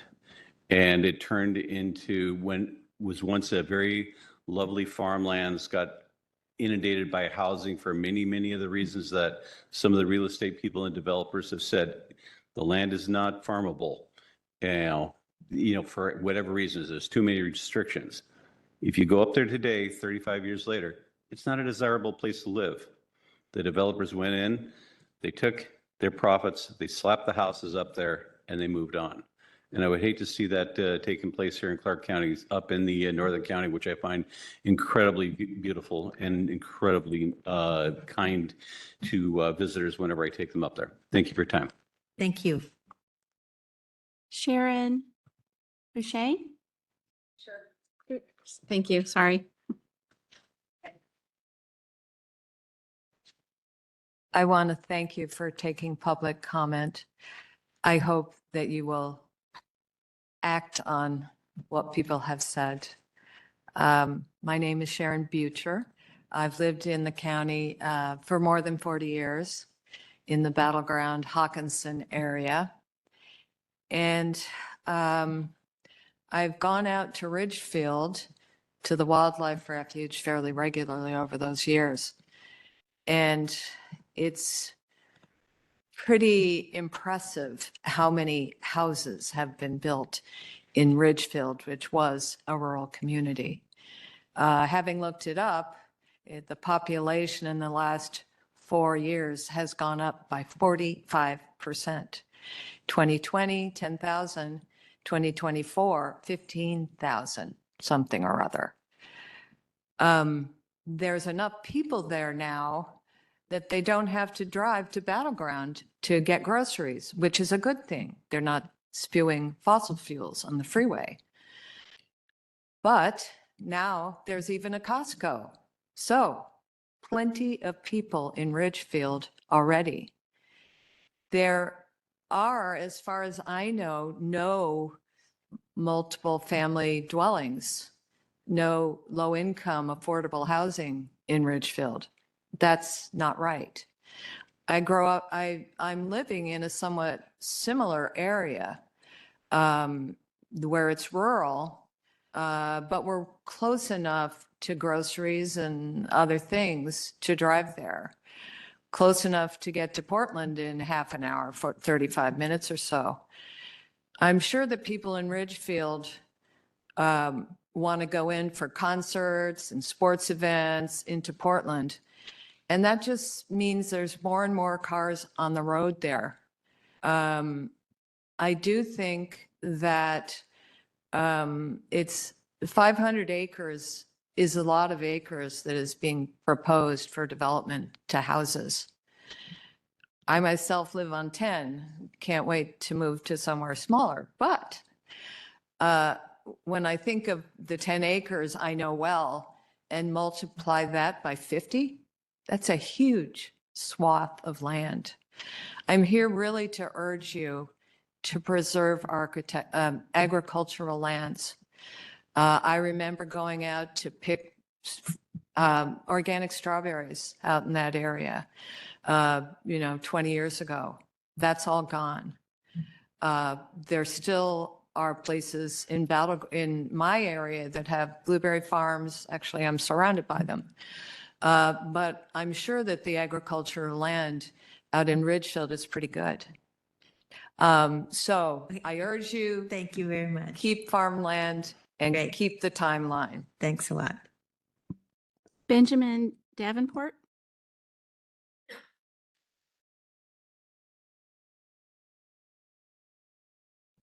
Good afternoon, Council. My name is Benjamin Davenport. I am a resident of District 1. I've lived in the area for about 10 years, 15 including some time in Portland.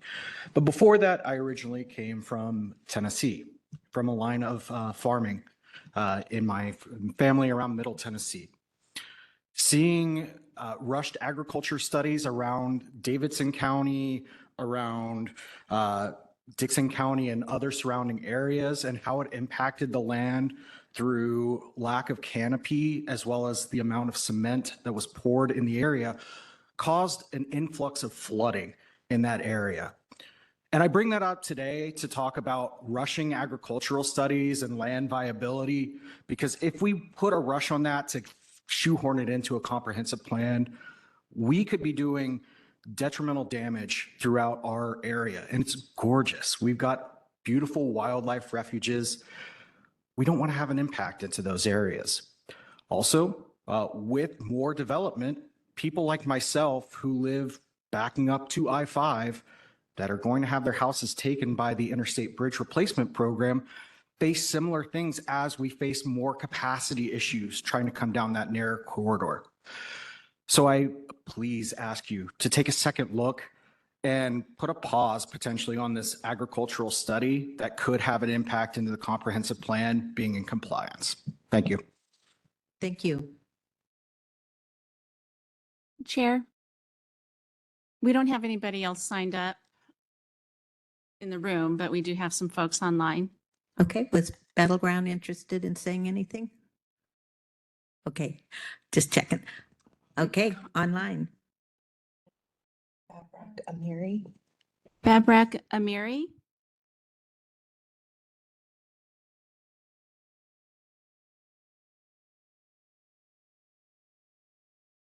My name is Babrak Amiri, and I have been living in and working in Vancouver for the past 30 years. I appear before you today in support of the countywide agricultural lands resource study. While I respect and recognize the importance of protecting agricultural resources, I have firsthand knowledge that the North Richfield annexation area and the area surrounding Exit 16 have no meaningful value for agricultural use. This conclusion was underscored by the site-specific study conducted by Johnson Economics. My property was once a Christmas tree farm, which was abandoned more than 25 years ago because it was no longer feasible to farm. Despite these facts, all land surrounding Exit 16 is still designated as agricultural land under the Clark County Zoning Code. a designation that is outdated and inconsistent with the infrastructure investments made in the area. On April 15, the council made the prudent decision to move forward with the countywide resource study. Reversing that decision now would halt the required process and delay City of Richfield's ability to expand its urban growth area. By the time the next comprehensive plan update cycle occurs, the opportunity to incorporate this strategically located land into the city could be lost forever, along with the economic potential it represents. I respectfully urge the council to affirm your prior decision to complete the countywide resource land study. The future economic health of Richfield and Clark County region depends on it. Doing so will make sure that land use decisions are based on scientific data and ensure balanced and responsible growth in Clark County. I appreciate your time and consideration. Thank you. Thank you. Then we have Bob Smith. Please go ahead with your comments.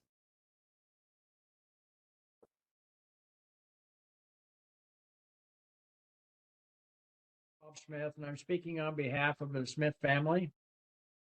In December of 2024, as well as April 2025, the residing Clark County councils voted to conduct a countywide resource land study. This critical study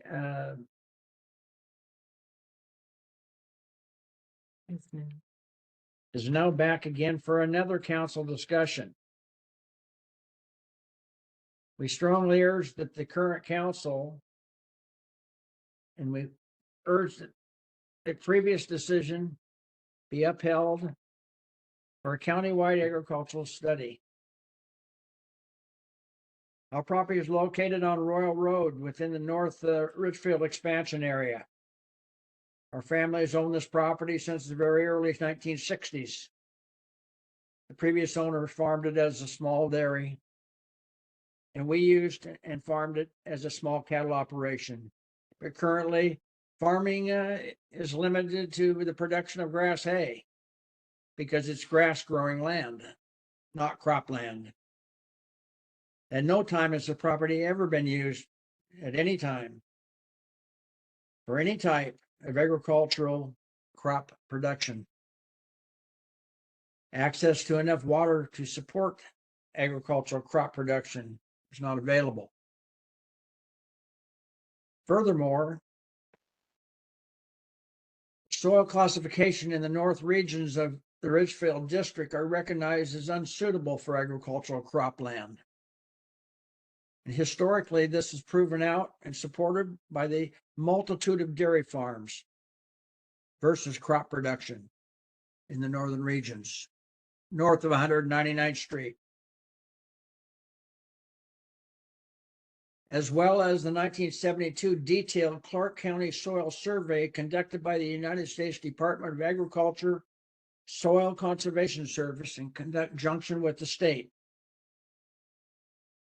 The prime agricultural soils are here, best in the state, best in the Northwest, best, some of the best in all the United States, but they're in the Philida area, in the south reaches of Richfield, and the Sarah reaches, Prue Valley, Hazeldale, that are now covered by county-approved commercial and residential developments. Our continuation with any farming operation is no longer economically feasible. The use of our property is being held hostage by inaccurate land use designations. And special interest groups are hindering this study's process, muddying the waters. Okay, thank you. Your time is up. And we have a caller. Please unmute yourself and go ahead with your comments. Hi, County Councilors. My name is Olivia Zimmerly. I want to thank you for the opportunity to speak to you today. I'm calling to express that you continue moving forward with the ag study. I'm a fifth-generation Ridgefield resident. My lineage comes from a long line of farmers in Ridgefield, specifically potato farmers, dating all the way back to the 1800s. My family has owned and farmed thousands of acres of potatoes in Ridgefield, and we actually coined the potato nickname Spuds, and that's how the high school received the mascot name of Spudders, which is definitely a better option than the Pruners. I own property in Ridgefield's North Expansion area, and with my family's deep roots in agriculture and growing up in the area, I understand that what viable farmland looks like, and this area is not it. I've also had many studies done, and the soil is not suitable for crop production. While I fully support preserving productive farmland, this land does not meet that standard. The land does not contribute to local agricultural production, and it stands in the way of much-needed affordable housing and jobs. The North Ridgefield expansion area is bordered on 3 sides by the city limits and has no working farms, which makes it a logical choice for thoughtful urban expansion. I urge the council to uphold its commitment to completing the countywide ag study. The study is essential, and it will ensure that land use decisions are based on current data and reflect the true needs of the communities and the city of Ridgefield. Thank you for your time. Thank you. And caller, you'll be asked to unmute yourself. Please state your name for the record and go ahead.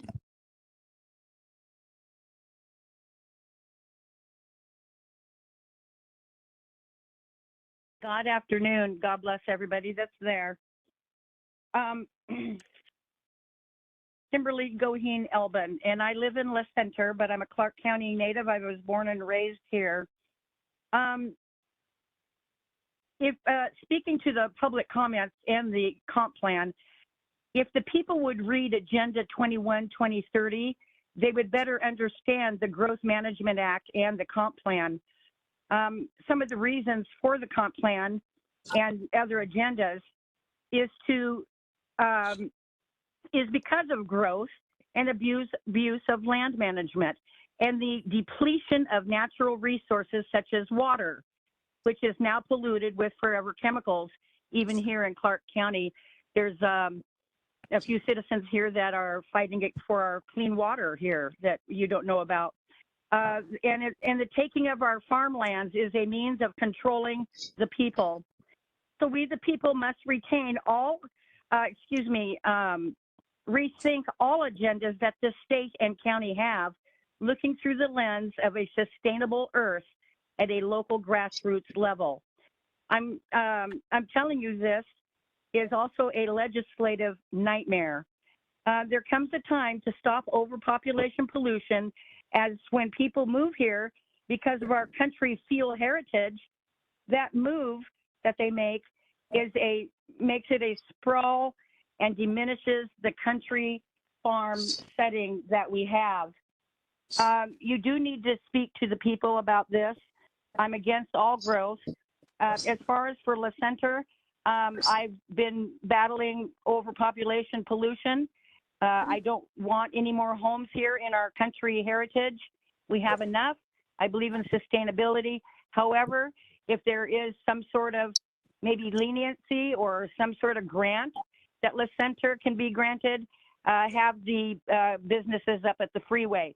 I don't want any more growth here, and I certainly don't want a roundabout coming down the hill into La Center at a 50-mile-an-hour turn roundabout there, and then destroy the properties up there where the eagles fly and a great beautiful view, but at the expense of developers coming in.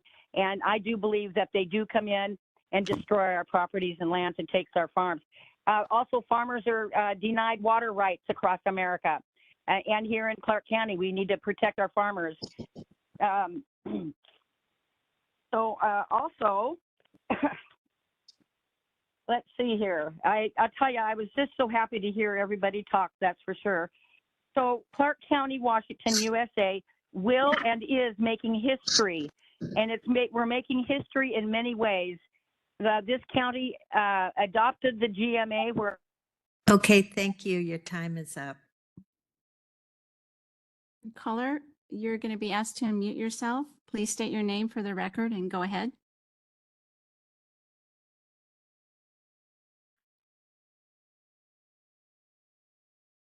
Good afternoon, councilors. My name is Dennis Simmerly, a fourth generation Richfield resident, and I appreciate the opportunity to speak to you today.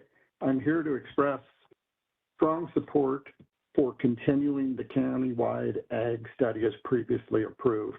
This study is a vital step in demonstrating through data and due diligence whether the proposed land in Richfield and the center, which contains no working farms, is either viable or is not viable for productive farming.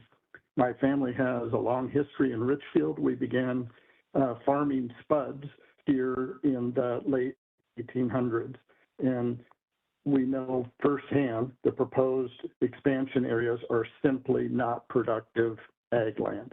We own thousands of acres of highly productive farmland in central Washington and Southern California, so we understand viable farmland. Completing the study will either confirm what we've known all along or prove all of us wrong. Significant infrastructure investment and decades of coordinated planning have already been directed towards these areas known as the Discovery Corridor. The corridor remains one of the most promising in the region for meaningful job creation, affordable housing, and long-term economic sustainability. The study is essential to ensure that the cities can grow responsibly and meet the needs of their communities. And one last point, it's worth noting, as you well know, if these properties are ultimately annexed, the city stands to benefit, or the county rather, stands to benefit significantly from the recovery of deferred taxes, revenue that will far exceed the cost of conducting the study. Thank you. And we have Eric G. If you could please state your full name for the record and go ahead with your comments.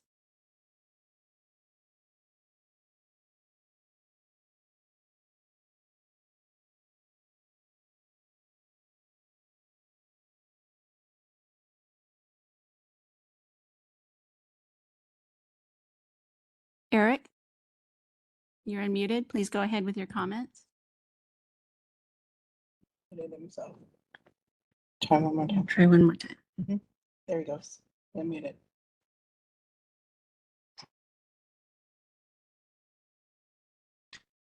Hello, caller. Go to the next person. He's currently unmuted. You want to ask him to talk? Eric, can you hear us? Let's go to the next person. You can come back. Jamie Housley. Jamie Housley, please go ahead with your comments. Me? Yes. Yes, we can. Thank you. Okay, thank you. In 1977, my parents moved my sister and I to Clark County. My dad moved here to take a job as the executive director of the Clark County Council of Governments. We moved from Southern Oregon, where he had just brought Jackson and Josephine County through Senate Bill 100, Oregon's land use system. By 1980, Clark County had adopted a comprehensive plan under his leadership. Why do I bring this up? Because unlike many people testifying here today, I actually grew up here in the county. I went to elementary school, I went to middle school and high school here. I purposely chose to return to Clark County to continue the work of sensible planning and development. But simply put, Clark County has changed dramatically since 1977. It has also changed dramatically in the 31 years since 1994, when many of these lands were designated with a resource designation. Since that time, Clark County has gotten a 4-year university, a second hospital, a new federally recognized tribe, and numerous great new employers. They're here because things have been growing, changing, and evolving. GMA was contemplated as the opposite of the Oregon system. It is meant to be a ground-up approach with local governments determining how they want to grow within the goals of the Act. To deny the cities their self-determinative plan that has been fully vetted by their citizens not only violates the spirit of the Growth Management Act, but likely violates the coordination requirements. Secondly, these lands being studied are not agricultural lands. The ones in Richfield have been contemplated for urban development for 31 years. The center's lands are now surrounded by a new casino, a parking structure, a new hotel, and a brand new interchange. All of these lands are characterized by urban growth by the legal definition. Third, since the 1994 designations were placed, the Washington Department of Ecology has closed the basins of the Lewis River and Washougal River to new water rights for irrigation. So even if there is land that has the soil characteristics, if you don't have water rights, you will not be able to start to grow irrigated crops. Fourth, getting these lands into the cities who have a plan for them will increase the revenues to the county, and the cities have given you their vision today. These lands are for jobs, and to the extent there are for housing, it's mixed use, and they will be planned for multifamily and mixed income to meet the new GMA obligations. So please respect the vision so eloquently illustrated by the leadership of the cities of La Center and Richfield that have been fully vetted by their communities. Thank you. Thank you. Then we have Janine Parker. Please unmute yourself and go ahead with your comments.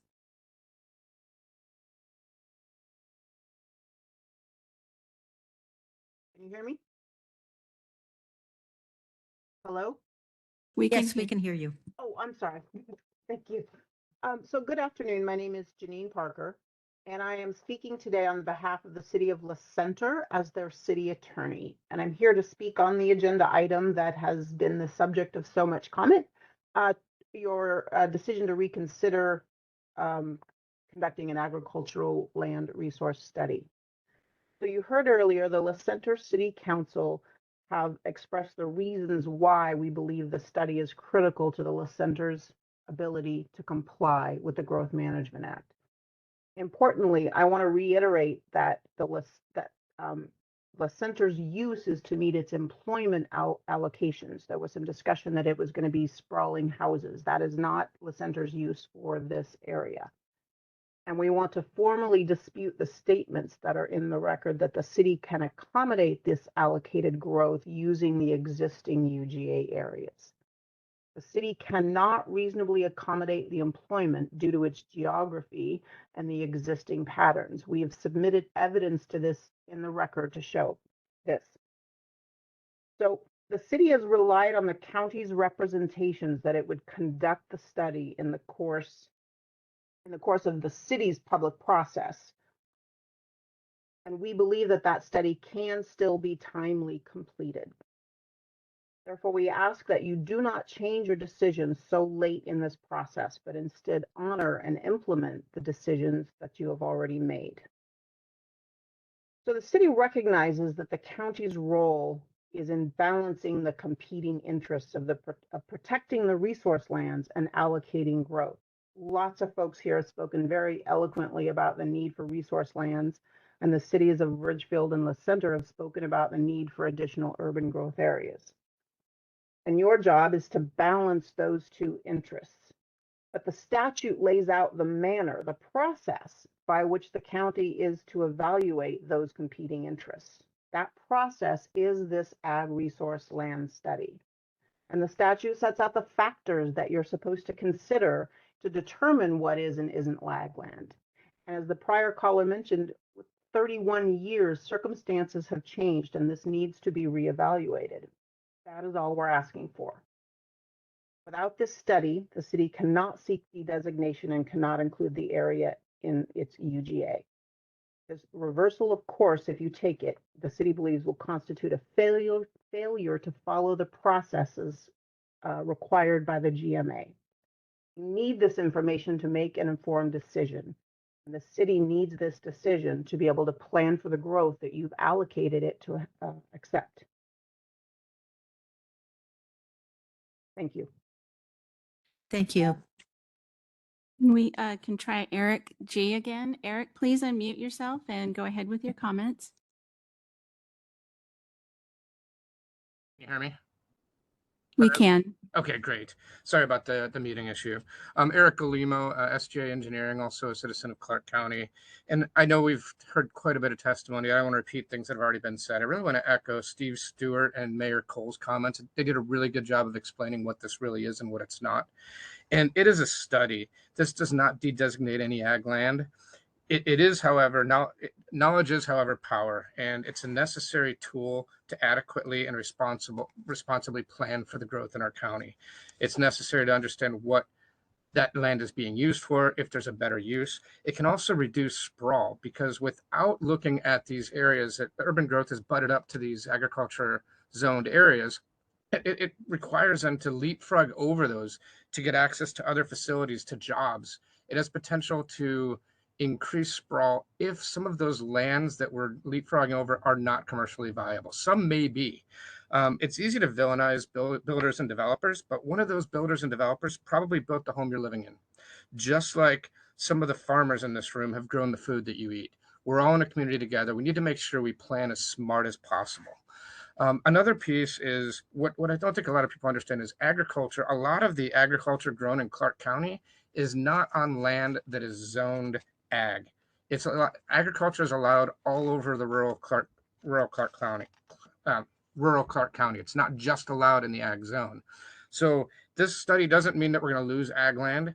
It means that we'll better understand it. We can plan for our growth and we can balance competing interests in our county to better plan for our future.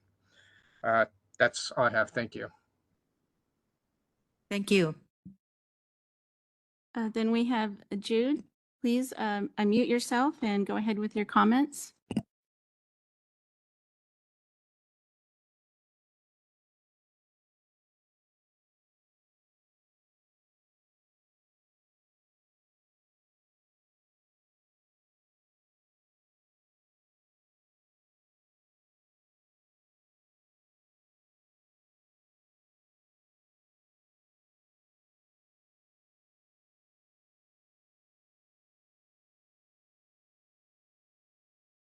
Did you call Julia Trabert? I'm sorry, did you call Julia Trabert? Go ahead with your comments. Okay, thank you Julia. so much. Thank you. Hi, I'm a Vancouver resident and homeowner in the Houck neighborhood. I'm here to obviously to comment on the comprehensive plan. I'd like to urge you all to delay the study of the agricultural lands in the county, at least until after the comp plan is submitted in December 2025. I'll just call back to the two main reasons that one of the first speakers spoke about earlier as to why doing the study now is the wrong choice. There is risk of not meeting the comp plan deadline, and that's not a risk that's worth taking. We do not want to risk the county being out of compliance and eligible for state grants and low interest loans. There is no need to de-designate ag land to meet urban growth goals, despite what we've heard in this room today. And doing so would only dig us further into the depths of suburban sprawl throughout Clark County. All of Clark County should not be punished because Ridgefield and La Center have failed to submit a plan that meets targets without de-designating agricultural land. Residents deserve to know from the county why this study and the potential de-designation is necessary and why it has to happen right now and why it wasn't done earlier. Until then, the study should be delayed and the comp plan submitted by the state deadline. Thank you so much. Thank you. And we have Don Stanky. Please go ahead with your comments.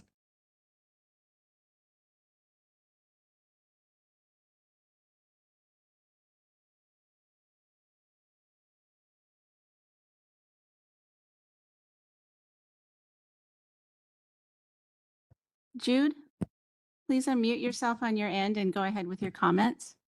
Can you hear me? We can, thank you. Great, thank you so much.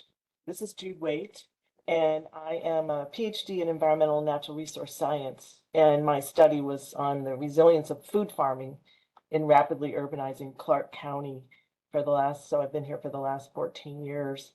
And this is my third round of plan updates. And my bottom line recommendation is that you do not undermine the investments that you've made, particularly in the last couple of years, to provide for a more resilient and equitable Clark County. So the comprehensive plan update is very critical right now. The climate element alone has 27 policies addressing food and agriculture, not counting the other policies that are in the plan. And we have been very, we're very notorious for not supporting farmers and the farm interests, whether you're trying to sell your farm or retain it or find a new one. Land access, affordable, and markets and infrastructure are undermined. The turnover in farms is very high. for a reason that, there are many, many reasons, but if we don't have local support and show that, we really want to have this conversation about what's viable farming, what's viable soil health, and how one farmer said, give me any land and I can farm it. And that happens here, whether it's in someone's front yard or in someone's 100 acres. And so the study is important, but it needs to be done with the Agricultural Advisory Commission in place. It needs to be done in a manner that mimics and learns from the climate element development with all of the public input that, so many voices at the table reaching consensus and not fighting over all these issues is really kind of important. So what does this mean for the farm and food businesses is really a show of concerted county support for the sector. And that's, for the environment, for the water, for all of the factors that affect whether viable farming happens here. And the economics, our sector is under attack right now from the top down. And so if we could act locally, that would be a really amazing demonstration of our commitment to growing food for our community, for the hungry people, and that food is a human right and farming is a community. Great. Thank you for your comments. I would just like to note before we go on to the next speaker that Councillor Little had an appointment that he's heading off to, but will be joining us online as much as he can. So go ahead. I'm here. Great. Thank you. And we'll try Don Steinke again. Don, please unmute yourself on your end and go ahead with your comments. In rural East Clark County. And I think that a lot of land that is not being farmed exists that way, either to avoid taxes or just for the purpose of land speculation. I don't know how many, but I imagine some. And land could be farmed, but they're not interested in it. They're just wanting to farm houses on it eventually. So they're just holding on to the land. I was a member of your community advisory on the climate element to the GMA. The climate element to the GMA requires us to reduce greenhouse gas emissions and vehicle miles traveled. The proposed expansion to the urban growth boundary would, without a doubt, increase vehicle miles traveled and emissions. The Climate Commitment Act is raising nearly $1 billion to help us reduce emissions. That's $1 billion every year. If you choose to conduct an EIS of the proposed expansions, we run the risk, could be a straw man, I don't know, but we run the risk of losing our share of that $1 billion every year. I'll trust staff on that. But for those reasons, I urge you not to conduct a study of the proposed expansions this year. A lack of planning by others does not mean we should have an emergency. The legislature adjourned and passed their budget 10 days ago. Their budget is 1,367 pages long. I downloaded their budget to see if they diverted any funds from the Climate Commitment Act to backfill their budget deficit. In general, it seems they did not do that. Good.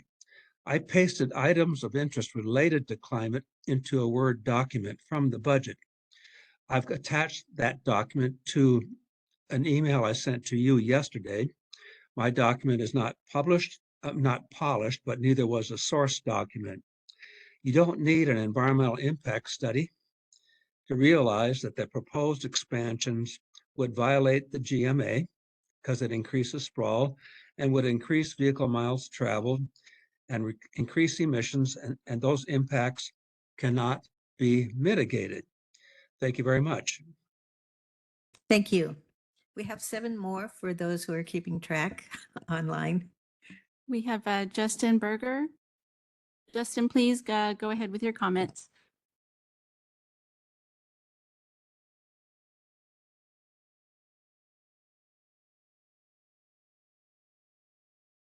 Can you hear me? We can, thank you. Good afternoon. My name is Justin Berger. I'm the owner and operator of Berger Family Farm. I'm here today as a private citizen and a farmer in Clark County. I want to share with you my concerns about the proposal to spend over $300,000 on a new agricultural study, especially knowing it won't be completed in time to meet the state's comprehensive planning deadlines. The last time we missed one of those deadlines, the county lost $10 million in funding. That's a serious risk we shouldn't repeat. There's been a lot of talk about whether this land in question is truly farmable. I farm rocky Missoula floodplain soil. It's not perfect, but with care and stewardship, it produces good food. When people claim land is unsuitable, it often has more to do with paving the way for rezoning and development than real agricultural limitations. I own farmland, and I have no expectation of using it as a retirement nest egg by getting it rezoned as heavy industrial or as urban sprawl. And I have no intention of extracting the maximum profit per square foot. That's not what farmland is for. And that mindset is part of what's driving the loss of agricultural land in Clark County. Speculation is already driving up the cost of farmland here. Approving a last-minute study that risks putting the county out of compliance sends a message to speculators that it's worth buying up even more farmland in the hopes of rezoning. That feeds a vicious cycle, one that could leave us with little to no agricultural land left. Some city representatives have said that they've done the work to engage their communities, but these decisions don't just affect city residents. Growth, development, and land use decisions impact all of us. I appreciate that some landowners, attorneys, land developers, and city officials have spoken in favor of this study, but many residents, farmers, and members of the broader public have raised serious concerns. I hope you weigh all of those voices in this conversation. Thank you for your time, and I respectfully urge you to delay this study and keep the county on track. Thank you. Then caller, please unmute yourself, state your name for the record, and go ahead. Hello, my name is Bob Minturn, and I'm part of the Nevin family and am representing the Nevin families. Many of us wanted to speak, but I'm trying to put it into one message. I follow my cousin Bob, who did a very eloquent job of representing our family in the beginning. First speaker. We own a property that has 155 acres. Its location is surrounded by development on 2.5 sides. We front 283rd Street. The development around us is sprawling, yes, but we are a part of it, surrounded by it.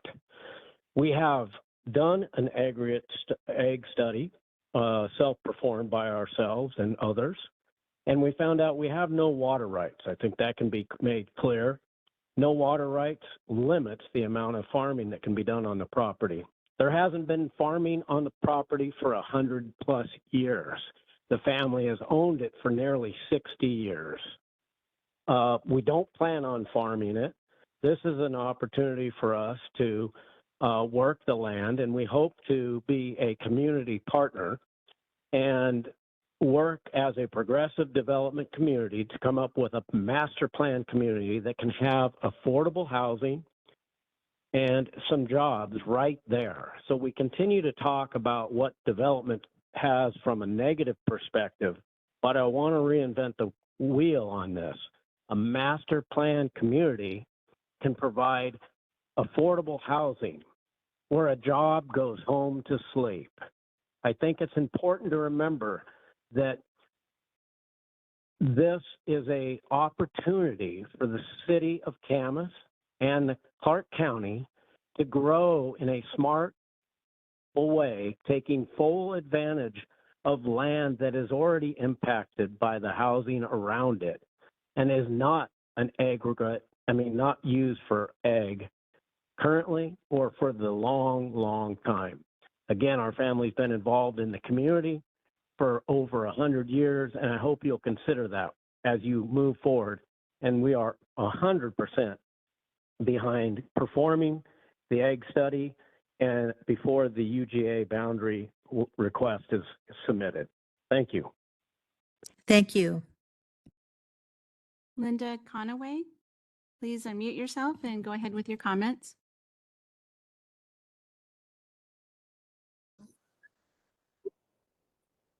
I'm Linda Conaway. I'm with Northwest Wildfish Rescue. And I know it's been a long afternoon and you've heard a lot of comments about this proposal. But I would urge you to delay any study of ag land at this point. I don't think it needs to be rushed, and I don't think you want to jeopardize meeting the GMA deadlines. The county cannot afford to lose millions of dollars possibly in grant money or because of this. We went down that road before, and I don't want to see us go down it again. The sheriff's department here is in dire need of more deputies. Other departments are hurting for funding, and I don't think we can take the chance of losing a lot of money at this point in time. I'm not against doing an ag study at some point in the future, but I don't think now is the time to do it. I also would like to speak to the fact that we obviously do need to preserve our agricultural land as much as possible in a thoughtful way, because even if it's not being farmed, soil does contribute to carbon capture and reduces pollution and greenhouse warming. I think also you need to pay attention to the fact that your own staff have argued against doing what is proposed to be done. And I think you need to listen to their advice. And I think that cities don't exist in a vacuum. So what happens in terms of growth in one area will affect us all in terms of raising the temperature, reducing the canopy, laying down more concrete, etc. So thank you for your time and for your hard work on this issue. Thank you. Mary Goody, please unmute yourself and go ahead with your comments.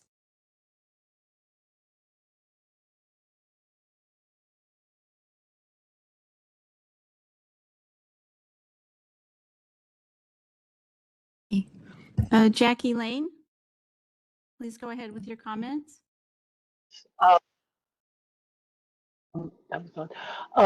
I just have to say that it feels like Ridgefield and the center either screwed up by not asking for a study when there was plenty of time to do one a year or two ago, or they only recently were convinced that expanding their boundaries to these specific properties makes sense. It feels like a lot of the people who have testified for doing this have something to gain by this proceeding with the study at this time.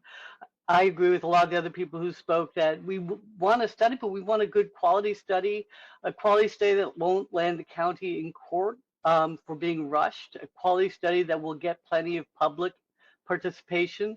And there is not time to do that. And the implication by some who spoke that we can choose to ignore the law and not get our comp plan done on time with impunity is just because of something in Seattle is crazy, given our own experience 10 years ago and our own experience with the Chalachi thing. So I urge you to delay doing the study, get the comp plan done, trust your staff. And sorry, the center in Ridgefield, I mean, life sucks, but if you knew how long a study takes and you knew what the requirements were. So thank you very much. Thank you. Michael Trabert, please unmute yourself and go ahead with your comments. Great. Hi, this is Mike Trabert. I live in Vancouver and I am a resident in District 1. I'm calling today to urge you to delay or cancel the study of agricultural lands in order to ensure that the comprehensive plan is submitted on time. Delaying the comprehensive plan is not only imprudent, but it is aggressively insensitive to the fact that we're in a housing crisis, a crisis brought on by decades of terrible land use policy that the comprehensive plan is working to fix.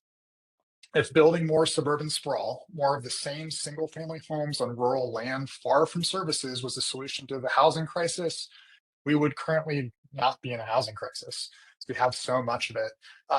So to do this study, to see if a known failed solution will work at the expense of securing grant funding, low interest loans, and the delay of much needed upzoning is rather concerning to me. So delaying is presenting an unneeded danger to the future of quality of life of residents, especially in urban areas that have productive land use that supplements the sprawl with our tax dollars. So like no other time, we need to fix the failed land use policies of the past 70 years and invest in the densities in cities and not in sprawl. And that starts with submitting the comprehensive plans on time. Let's not fumble the ball at the goal line. Please do what is needed to be done to ensure we submit the comprehensive plan on time. Thank you all so much. Thank you. Steve Hornstein, please go ahead with your comments.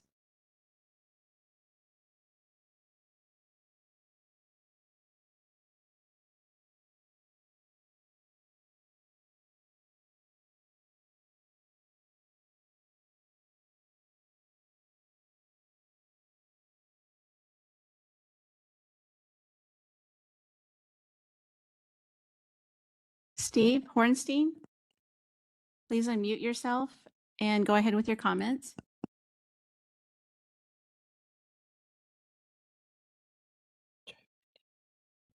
We'll go to Wendy.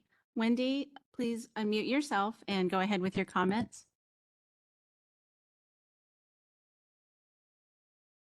Can you guys hear me? We can. Okay. So Wendy Cleveland, Conservation Chair of the Sierra Club.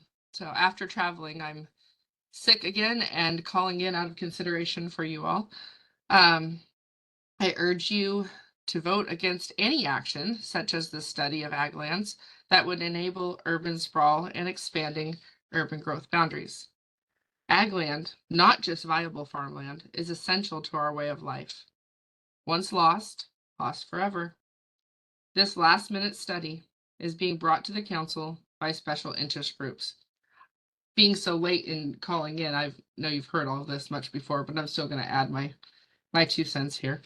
The council is supposed to represent all of us, not just a few of us. Let's not forget what happened to similar land out in the 179th era. That area is still a mess. Please note that members of the BIA find this important enough to be showing up today and speaking. I'm asking members of this council, even those with possible connections to the BIA, to act without bias or favor. Vote in representing all of your constituents.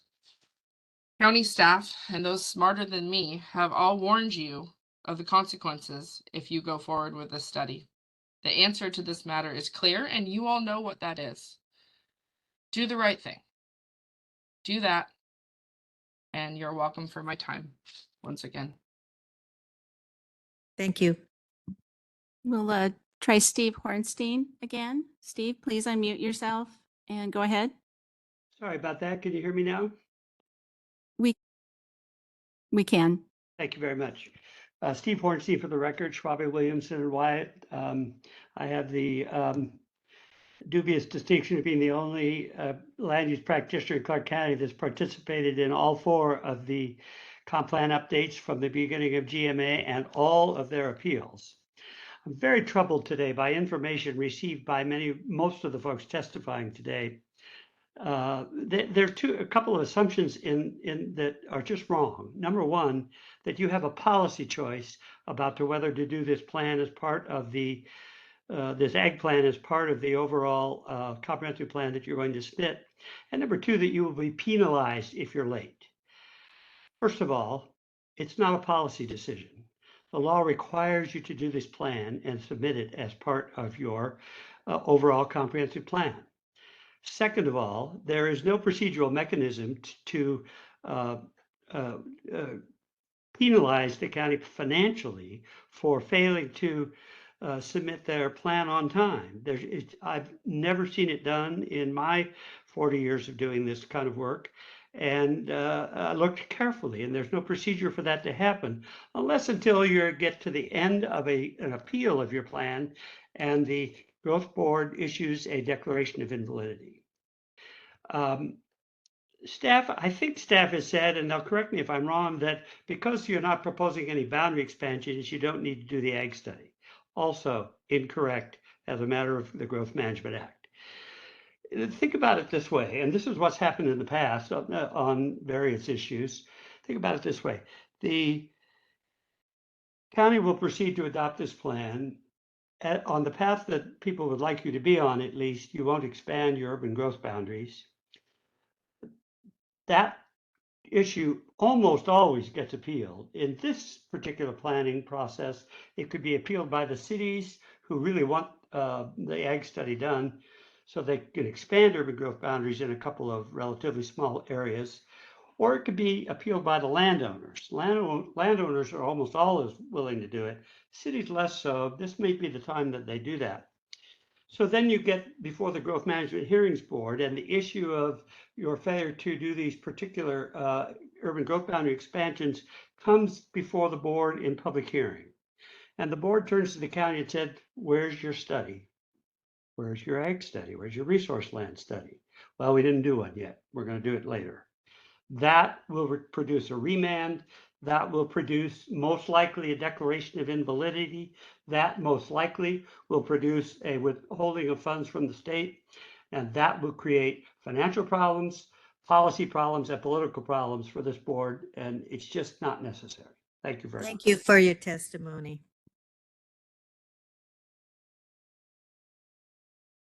Was there a Mary Goody? I don't know. Were we able to connect with her? Or is she still on?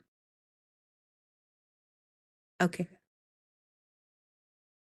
If she's still online, that was the only one that I think we tried and failed.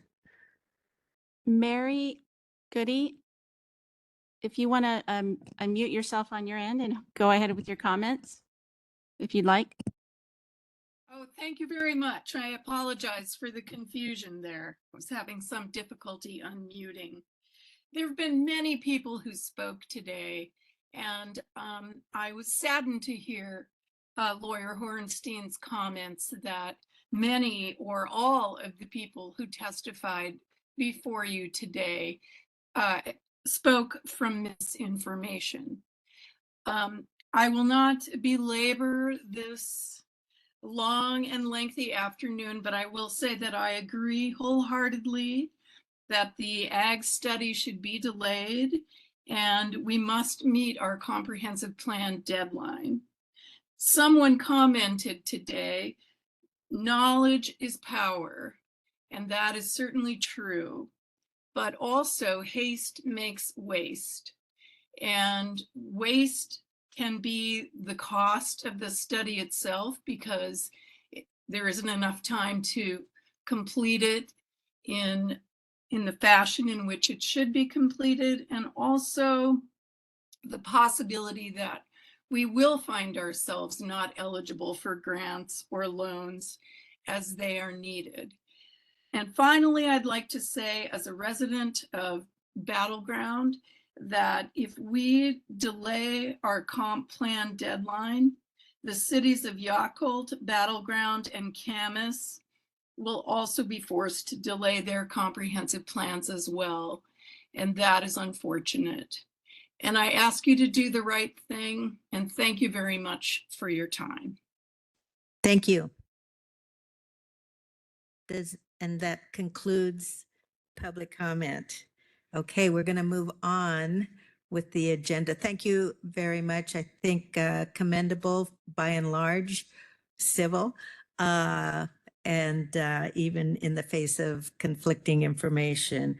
But moving on to old business, 4.1 is approval of the minutes of April 30th, 2025.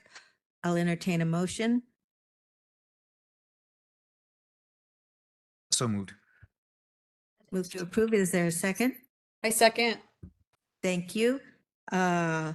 Moved and seconded. All those in favor of approval of the minutes, say aye. Aye. Aye. Aye.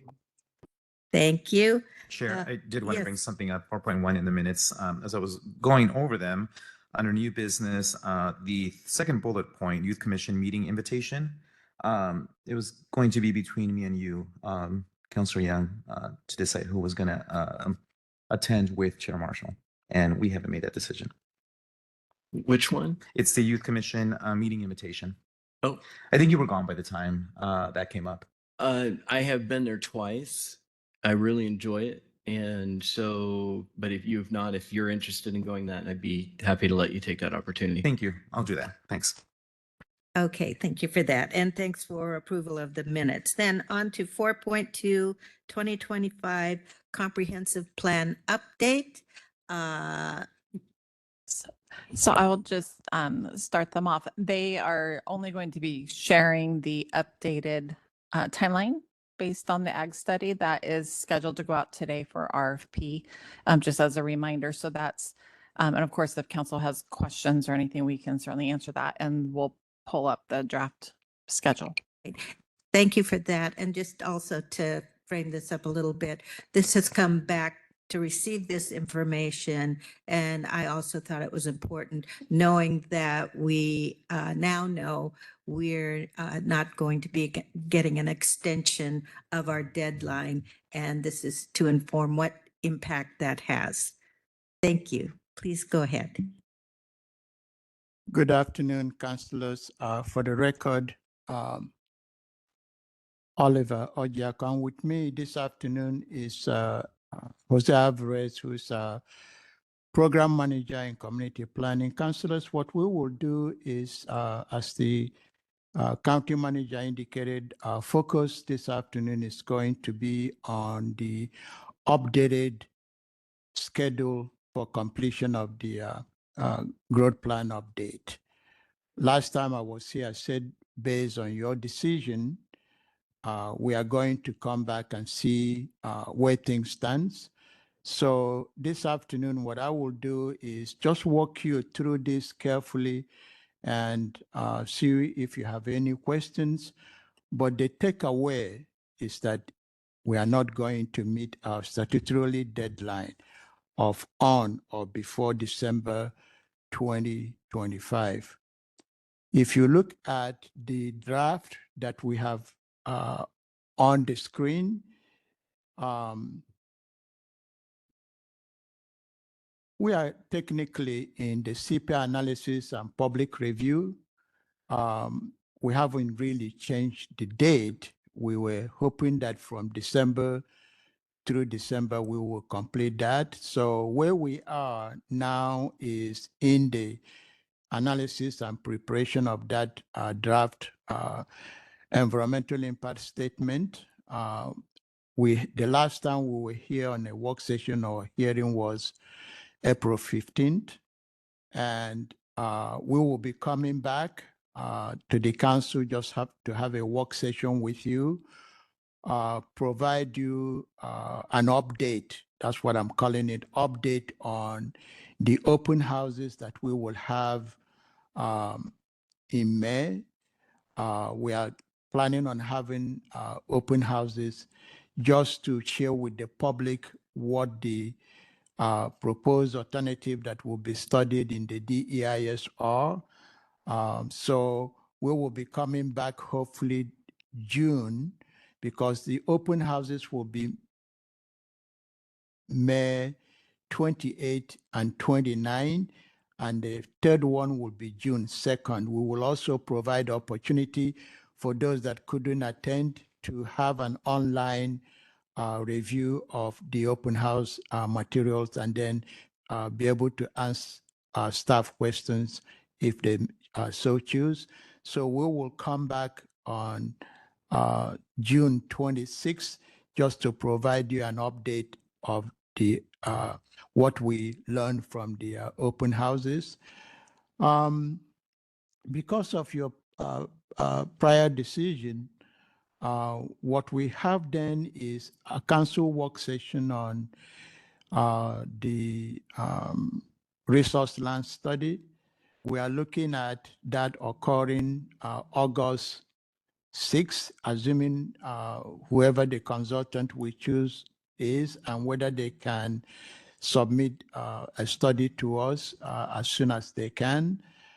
If they do, because you asked that the study be completed September 1st. So with that, we would like to come back to the council time on, I believe, on the 3rd of September to review that. You have me always caution about process. I hope there will be sufficient time for the public to also review that study. I don't know what the outcome of the study is going to be, but one areas, and those that are listening to me knows very well, that we can be challenged on process or on substantial issues, and I can talk about that. But what we have then is issuing the draft environmental impact statement. We have moved this goalpost again. Now we are looking at August 1st. And if that is correct, and this assumes, let me be very clear, this date assumes that we provide to our consultant all the data that they need, including transportation-related data, or what is often called traffic demand modeling. And we have a contract with RTC to do that work.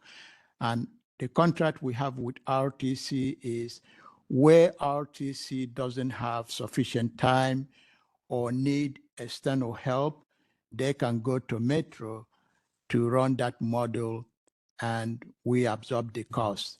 That is the interlocal agreement we have with RTC. So we are assuming that we will provide the necessary document that our consultant needs timely. If we do, then the DEIS will likely, if we don't, this timeline will slip. That's why I have draft on it. Assuming that's the case, the review of the draft environmental impact statement requires 30 days. That is in statute. That 30 days is to enable the public to review the draft environmental impact statement. The other thing that is also in the SEPA, which is the State Environmental Policy Act, is that the public can ask for extension of time to review the EIS, and then the responsible official can grant that extension or not and provide a reason for either way. What we then have is if the DEIS is issued on August 1st, we're allowing 30 days, so that will go to August 31st. That puts us into September, October, for the council to select the preferred alternative, which will become the document that the final EIS will be conducted on. And if this timeline were to work the way we structure it, it will require, because now we're going to accelerate so many other things we have to do. One is what we are proposing is that we'll have a work session with Planning Commission either the 4th, the 18th, or October 2nd. But we are proposing to have a joint Planning Commission and Council hearing on September 18th. I will press the Planning Commission to start their deliberation that night.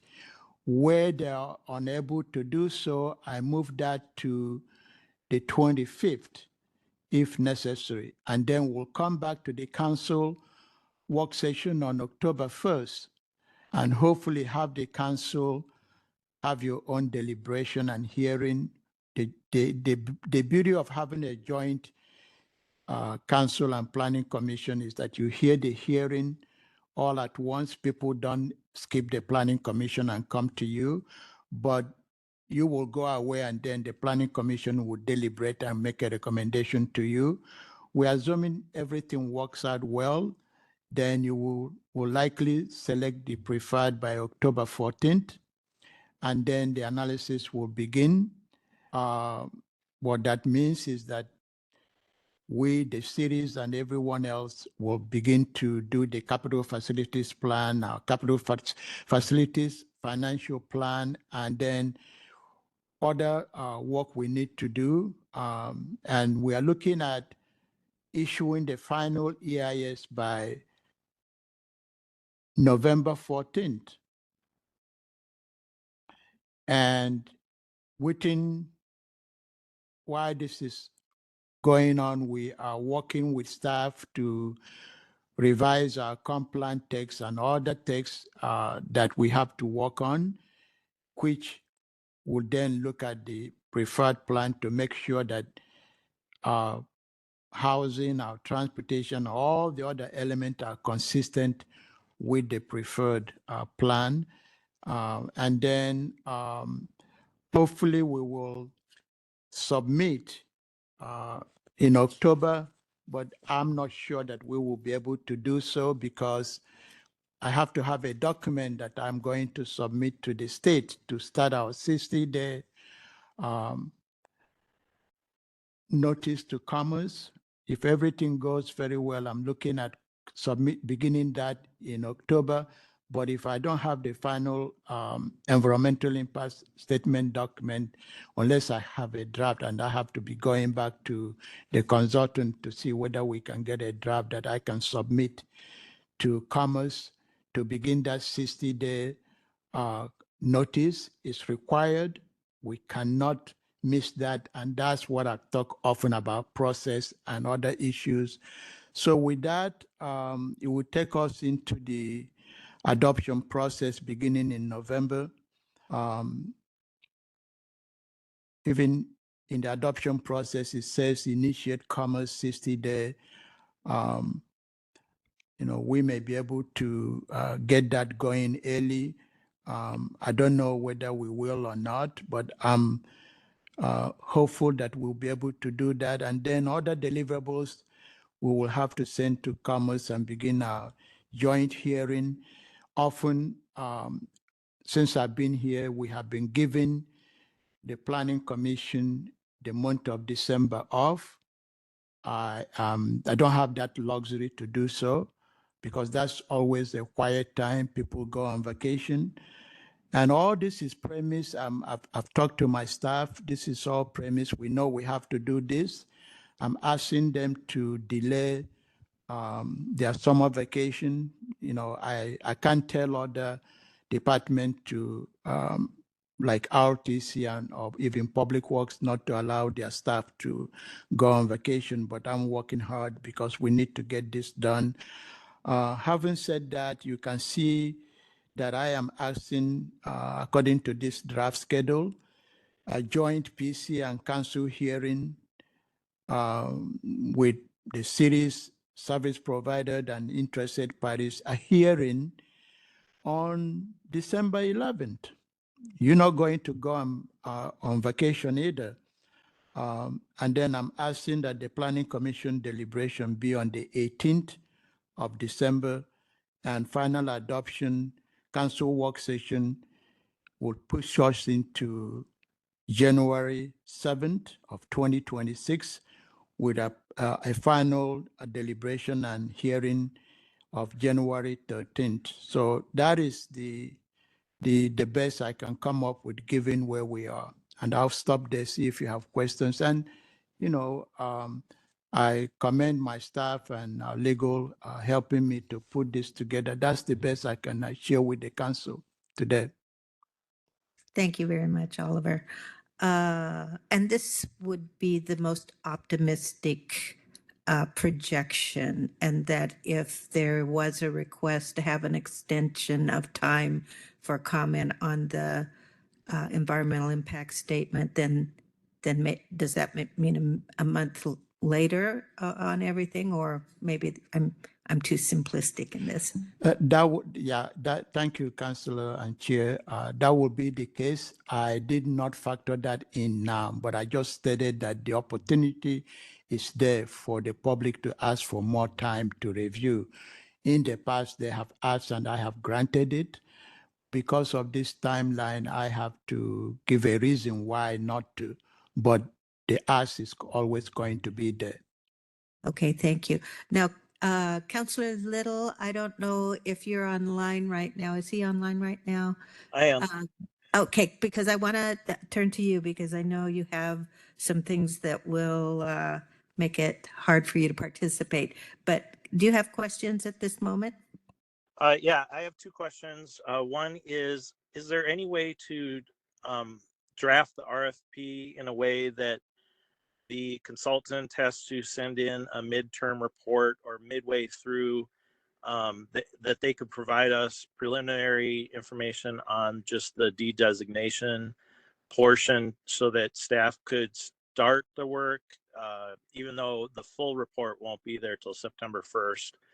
Just wondering if there's a way to get information earlier, knowing that there'll be a full report later and you can't do the full analysis until September 1. But just wondering if there's a way to do that is question number one. I think Chris Cook wants to respond. We may not want to, but she's got her microphone at the ready. Thank you. This is Chris Cook, Chief Civil Deputy Prosecuting Attorney. And what I wanted to say was this is to be a county-wide study. Our studies in the past have been faulted for not having been county-wide. So the notion that a study that only dealt with a portion of the county would be considered compliant it seems off to me. I don't think that's what the WACs call for. They call for a county-wide study. So I That's not think the that, question. I'm sorry, go ahead. Yeah, September 1. Yeah, of course, I'm supportive as everyone else of doing the full study, comprehensive throughout the county. It will tell us a lot of good things. My only question is whether the consultant can send some information midway through the process so that we have early information on some of the designation requests that can be worked on while we're waiting for the full report on September 1st.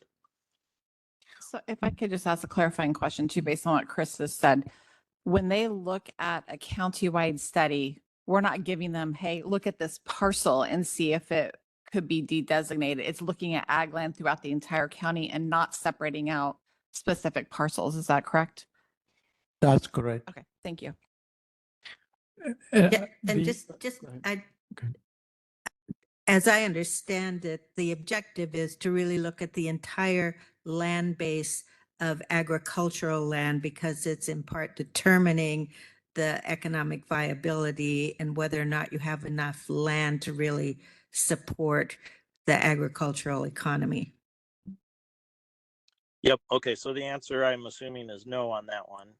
And if that's true, I'll go to number 2. But Jose, were you going to say something? I thought I heard you. Yeah, the only thing I'd add is that we did build in receiving a draft earlier than September 1st from the consultant, but not the way you've construed it, where it's broken out by specific properties. Okay, so things may come in earlier, but it would be For the a draft entirety. of the entire study. Okay, go ahead with your next question. Okay. And sorry for taking the time here. The second question is just on the process for selecting a consultant. I've been receiving kind of some misinformation that whoever is selected may be biased or incomplete in the ability to do a comprehensive survey. And I just wanted to hear what the process was for selecting to assure the public that we will get the best candidate for the job. Thank you, Councillor Little. The process is there are some areas where we have we'll review the submittals. We don't have any control in terms of what our purchasing will do, but they will follow county process in terms of how RFP are sent out and making sure that we meet the procurement process as laid out by county policy. So that I don't have any control over, no one does. So they will do and follow the process there. What happens after that is they will send us, that is the purchasing department will send us the consultant that's submitted. As long as they meet the deadline, then internally, county staff will set up internal qualified and experienced staff to review the proposals and score them professionally, and then make a decision on who to bring on board to do the work.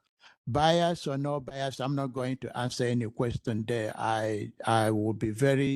we will be very objective in terms of who we hire that we believe can do the work. If the concern is conflict of interest, other issues, I'm not here to respond to that because I wouldn't know.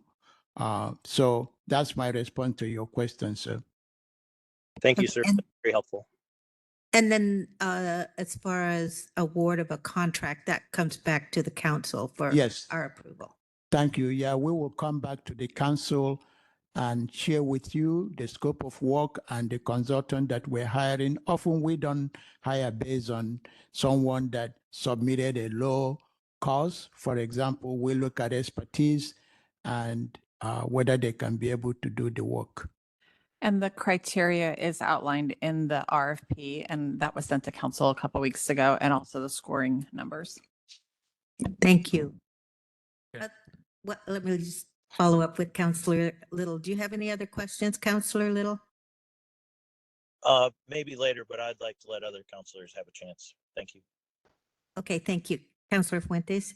Thank you, Councilor. Just a quick question. The RFP has been prepared and it's going out today. Is that correct? That is correct. And it's open for 30 days? I think it's 3 weeks. Weeks, okay, 21 days roughly. Okay, thank you. Other questions of council? I'm going to take a minute. I'll be back. Okay. All right. Now, there was some conflicting information that was presented. And one thing I was curious about, I think there was something related to Seattle not meeting a deadline.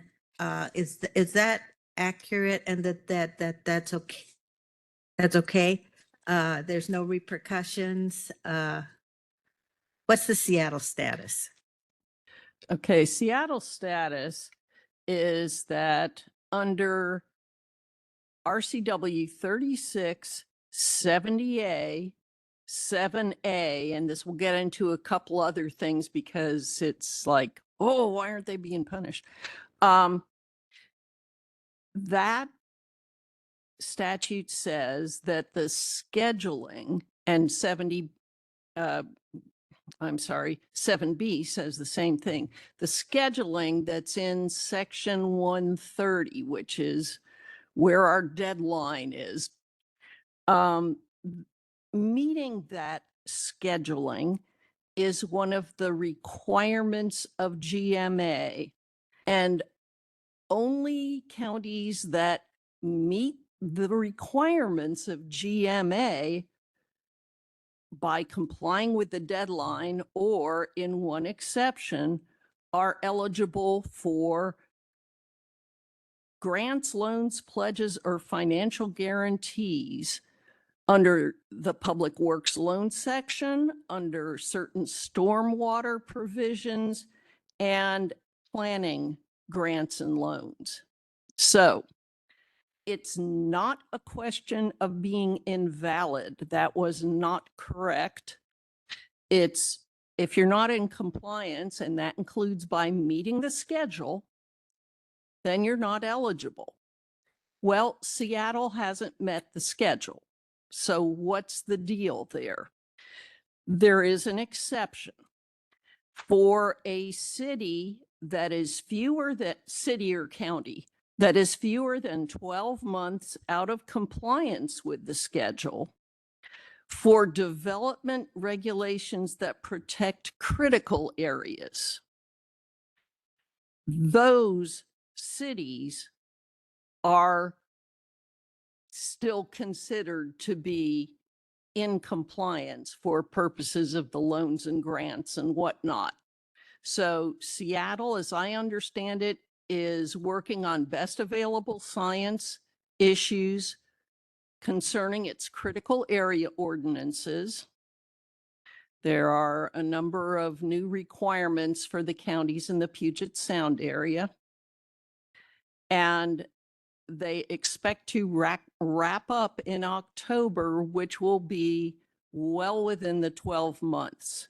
So it just is not that Seattle, we're not going to comply and you can't do anything to us. That's not what's happening. That is the way in which they are working with Commerce. They're working with Commerce on best available science to come up with critical areas ordinances that are sufficient and compliant. Okay, so as I understand, it's an exception, and it's specifically related to or to the critical areas. Critical area ordinances, right, which thank goodness this is an area that I haven't heard anybody in this room talking and complaining about today. There's one area where we're pretty solid, and that's on our critical areas ordinances. So that's not our issue. That is the exception that's put forth in the statute. Okay, the other thing that was mentioned is whether or not we would be penalized. And I think we can't know what is happening in the future, but we can look back and see what has happened in the past. And I'm aware of the 2016 comp plan and that $10 million grant that we lost. And now that 10 million was not because we blew a deadline. As it happens, the county did not blow any deadlines in 2016. However, again, the notion that it will take months and months and months and months, or maybe a year, it took the growth board about a year to come out with its decision in Salachi Bluff. It won't take that long, or it need not take that long. We don't know whether anybody will appeal, but if the county blew its deadline, that, according to what I just read you, is a failure to comply.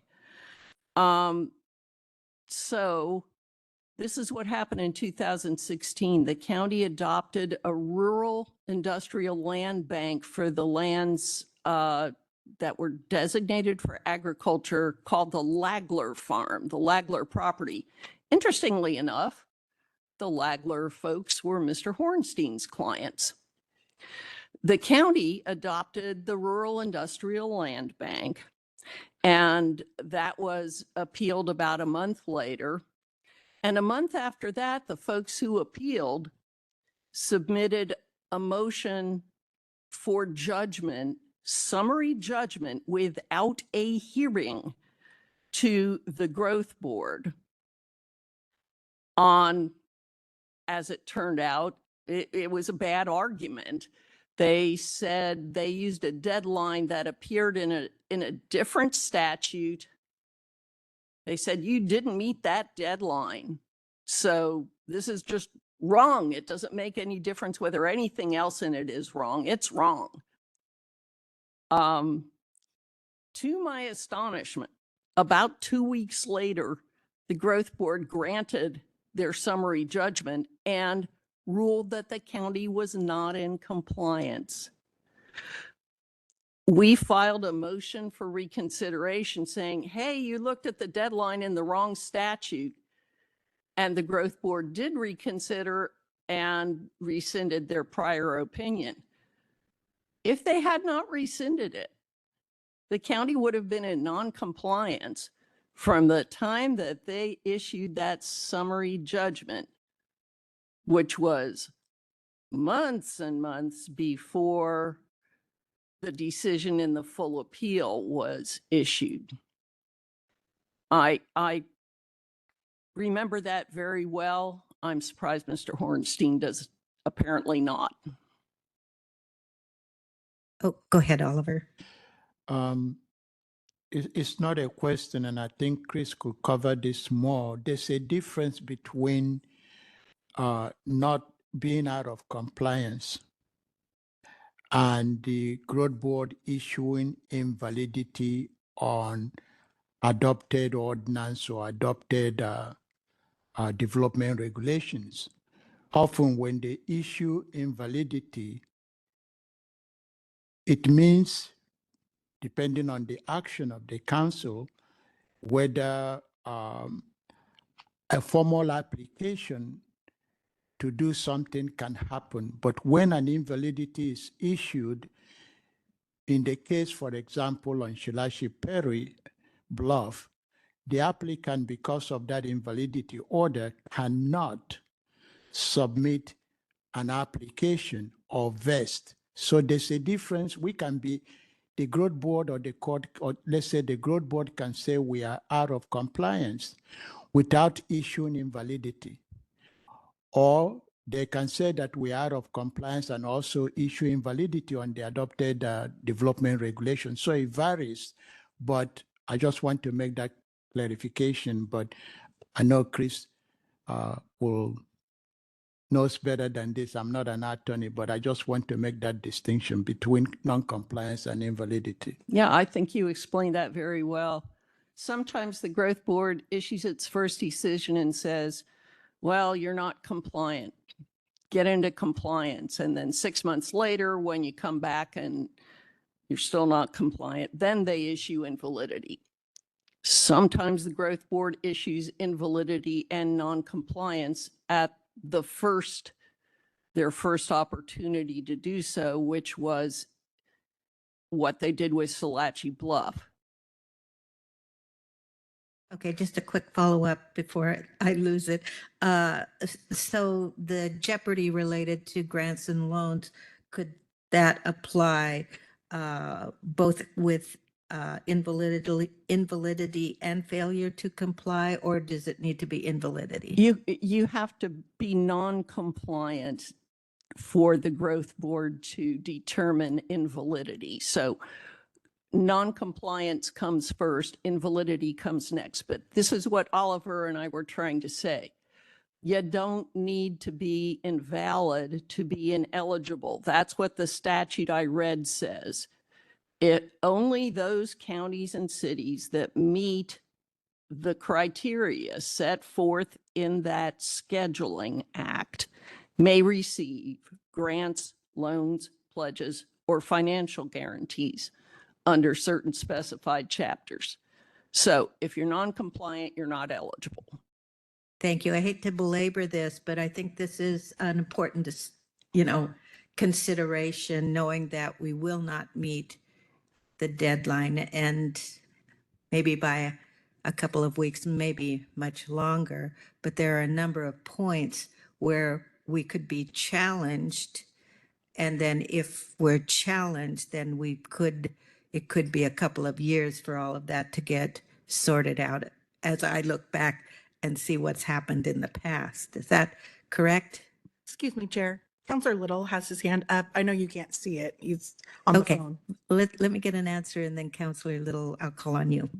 Well, it depends on the situation. If we are out of compliance or failure to meet the schedule, and then the county does what it was required to do, I would say that's grounds to file a motion with the growth board and ask them to rescind non-compliance. As to when they might do that, I don't know. They sometimes take longer than others. Okay. Counselor Little. Yeah, thank you. I'm just going back to Councilor Fuentes' question about the RFP, how long it's going to be out for. I'm looking thinking about the January 13th date that Oliver said, and trying to save us some days. That's why I'm asking about whether a midterm report can be made or we can get the RFP back a little bit earlier. But I'm just curious, I heard in the testimony that someone said that the last round that we put out there for a little bit had 3 different responses, and I just want to confirm if that's true. And if so, is there any way that we can shorten the time that the RFP is out there? If it sounds like there's some consultants out there already ready to respond and may already have something typed up, just curious if we can save any days there.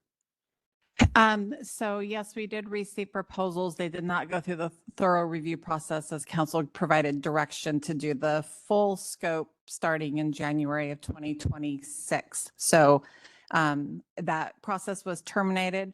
I would say no on reducing it from 3 weeks any less. There is work that needs to be done. We need to be fair and consistent because we have to defend that process as well. And that's not going to put us in meeting a deadline. Thank you. Other questions, Councillor Little? Not now. Okay. The other, I think, inconsistency that came up, or just it was a question or some assumptions made, is who is liable in all of this? Because some thought that the cities would have some liability if we were out of compliance and might not be eligible for grants. But I believe, as I've talked to people, it's really the county that is fully liable if we're found to be out of compliance or invalid. So the statute I read talks about the schedule, but the cities are not, as I understand it, deemed to be non-compliant unless someone appeals based on their failure to meet the schedule or other things in addition, if that's applicable. And the growth board rules that in fact they are non-compliant. I do not have experience in the county of the cities being held non-compliable when, for example, Ridgefield and La Center urban growth boundaries expanded to take in ag land. The county was held non-compliant. The cities were not, because their actions were not appealed. Okay. You got to be appealed to be the subject of a decision by the growth board. So they could have been appealed, but they weren't appealed. I don't want to speculate on whether they could have been appealed or not. Okay, but they weren't, and there was no liability there. And I think in both cases, La Center and Ridgefield quickly annexed, so then it became a moot issue. Not in 2007. Ridgefield annexed some. La Center did not annex in 2007. Large portion of what La Center brought into its UGB then is now known as Elanay. That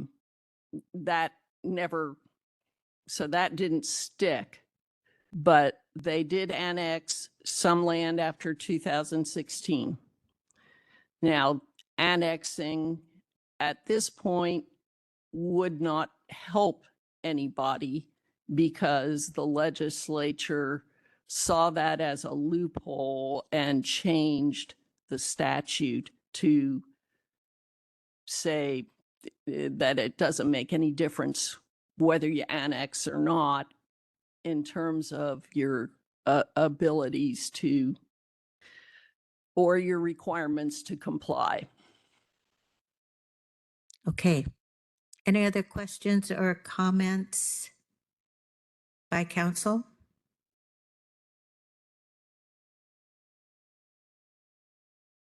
Okay. Do you have a comment, Oliver? No, we are done. In terms of all I have to present in terms of this draft. I'm done. The only thing I wanted to follow up with council, because I've had a couple councilors ask in the cities, is a couple of the cities have requested a joint work session, and during council's last deliberation, it wasn't clearly stated if we had a majority of the council that wanted to support that. Are we talking about 2 cities or all the cities? The request that came forward was from 2 cities, La Center and Ridgefield. I would be leery to have a meeting with just 2 cities because I think all of the cities have a stake in this, and all of the cities may not agree with each other. And if we're going to hear from any of the cities, we should hear from all of the cities. But Councilor Fuentes, I think you were next, and then Councilor Young. What would be the purpose of this work session from these 2 cities? Give me a second and I will read the part of the email that I received. You can continue if you want. Just give me a second. Councilor Young, did you have something while we wait for an answer? I was just going to say that I think this is what we need to do. And I'm open to meeting any of the cities if they request a work session with us. Let's accommodate them. I'm not excluding anyone. We do have a couple invites right now. I would like to facilitate those.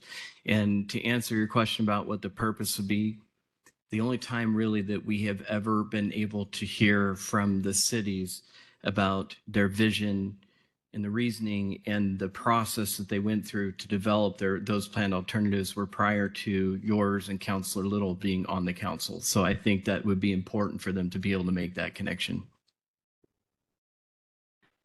So they did send over letters, but just one insert from the city manager from Ridgefield says that they would like a joint work session to provide an opportunity for our jurisdictions to finally engage directly in ensuring the scope of work for the resource land study meets our shared needs, as well as facilitating required coordination between our elected leaders to ensure our plans are consistent with each other.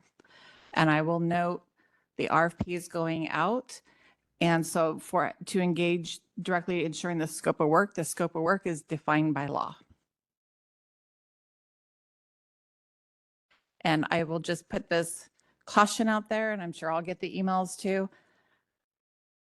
Council wants to have that discussion. We can certainly coordinate it. I certainly hope it doesn't come with any sort of changes to any decisions that have been made up to this point in the comp plan or anything moving forward that would further delay us. That is a huge concern. And I also want to acknowledge Oliver and his team who have been meeting with all of the city planners for a couple of years every month, who are the liaisons between what their council wishes and coordinating and collaborating to ensure that we're on the same page and following what is required in the GMA and the comp plan update. So that collaboration has happened every month, if not more. Can I add here? I don't know if anyone can see my hand. Oh, I have no, my hand and raised too. Councilor Belcott's had her Yes. hand up for quite a while. So please go ahead, Councilor Belcott. Thank you, Chair. I'm interested in hearing from them as well, because I've sounded like a broken record the last few months. It's good to have a good relationship with all the cities, because there have been those that have thought that we were not good partners. So I would be interested in hearing what they have to say. That's it for me. And I did also share on December 6th, the cities did speak and present their information directly to the council. It was not staff, and they submitted their own white papers behind it. So I just wanted to share the information. Thank you. I think you have shared that in an email as well, a link to that. Okay, anything else, Councilor Belcott? Okay, No. thank you. Councilor Little. Yeah, I just wanted to add that I'd be open to talking to the cities, but I just wondered if I would prefer if we just kept it open to all cities, so that we could have, if another city wanted to participate, that they could. I wouldn't want to exclude any.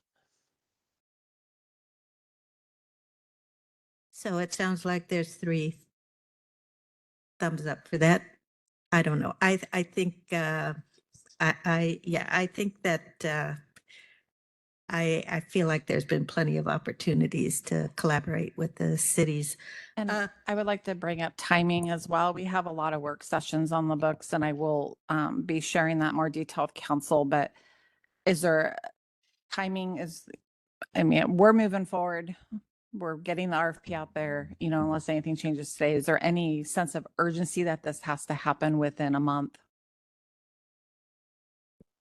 I just want to get direction from council because we'll have to bump other people. Yeah, I don't feel a sense of urgency. Maybe the cities do, but Councillor Young, you have a thought on that? The only question I would have is I'm looking at the schedule here and I don't see any decisions that are being made within a month. Am I accurate on that?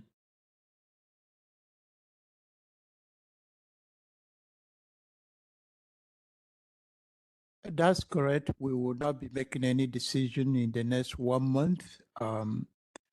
Yes, that's true. And can we clarify the purpose? Is it just to hear what their vision is, or are you opening up to talking about the ag study? I mean, what is council's purpose and outcome that we can articulate to all the cities? I What are- personally don't see the point. I think that they've gotten what they wanted, which was the majority of council choosing to move forward with this Act study when we don't have the time to do it, and which will put us out of compliance. And so I don't disagree with Councilor Belka that it's important to, you know, build relationships and collaborate with these jurisdictions. However, at this point in time, I don't see the point of having them come up to council and share with us their vision. I think I'm become pretty familiar with that over the last few sessions. Any other thoughts on the purpose or framing up what this work session would entail? Councillor Belcott. Well, I to rebut that, I would say that when some of the cities have shown up to talk about their concerns, when they're present, one thing said, and then another thing said pretty much behind their back at a session the next day when they're not present. So I say we accommodate them. I'm not sure what you're referring to, if you wanted to clarify that. I'm not going to clarify that. Okay. Councillor Young? Yeah, and just, you know, communication is good. We have partners asking to meet with us. It doesn't mean we're going to change anything. It's just simply communication. I'm open to that. What I would suggest in terms of subject is I think things have changed at this point since they made their request. So maybe we communicate with them and ask if they can maybe clarify and update their request. And then the council, we can review that as a council and decide, you know, if we want to have all those things on the agenda, or if there are certain items that we do or don't want to have on the agenda to discuss during that time, but leave it up to them to make the request. I wonder if the county managers of the respective cities can put their heads together and figure out agenda or topics, or put some sidebars on this. Yeah, what I'm hearing is ask them what they want to talk about. And I'm going to include all the cities. That sounds good. So 'cause the Yeah, and other it would cities be- have not seen I don't know, but I assume they haven't seen that direct communication that has been sent to council.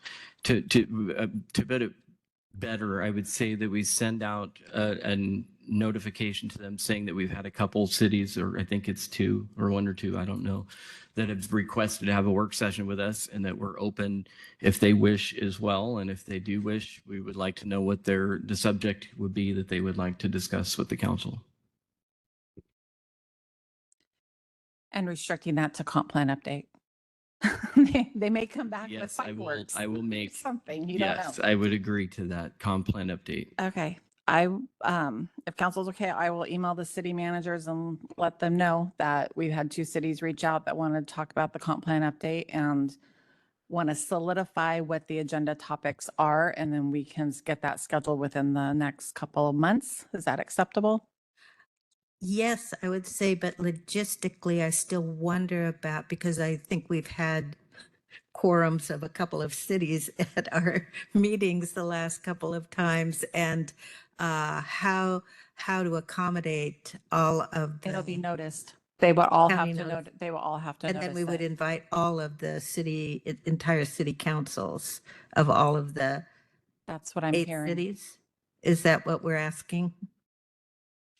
That's apparently what we're asking. Okay.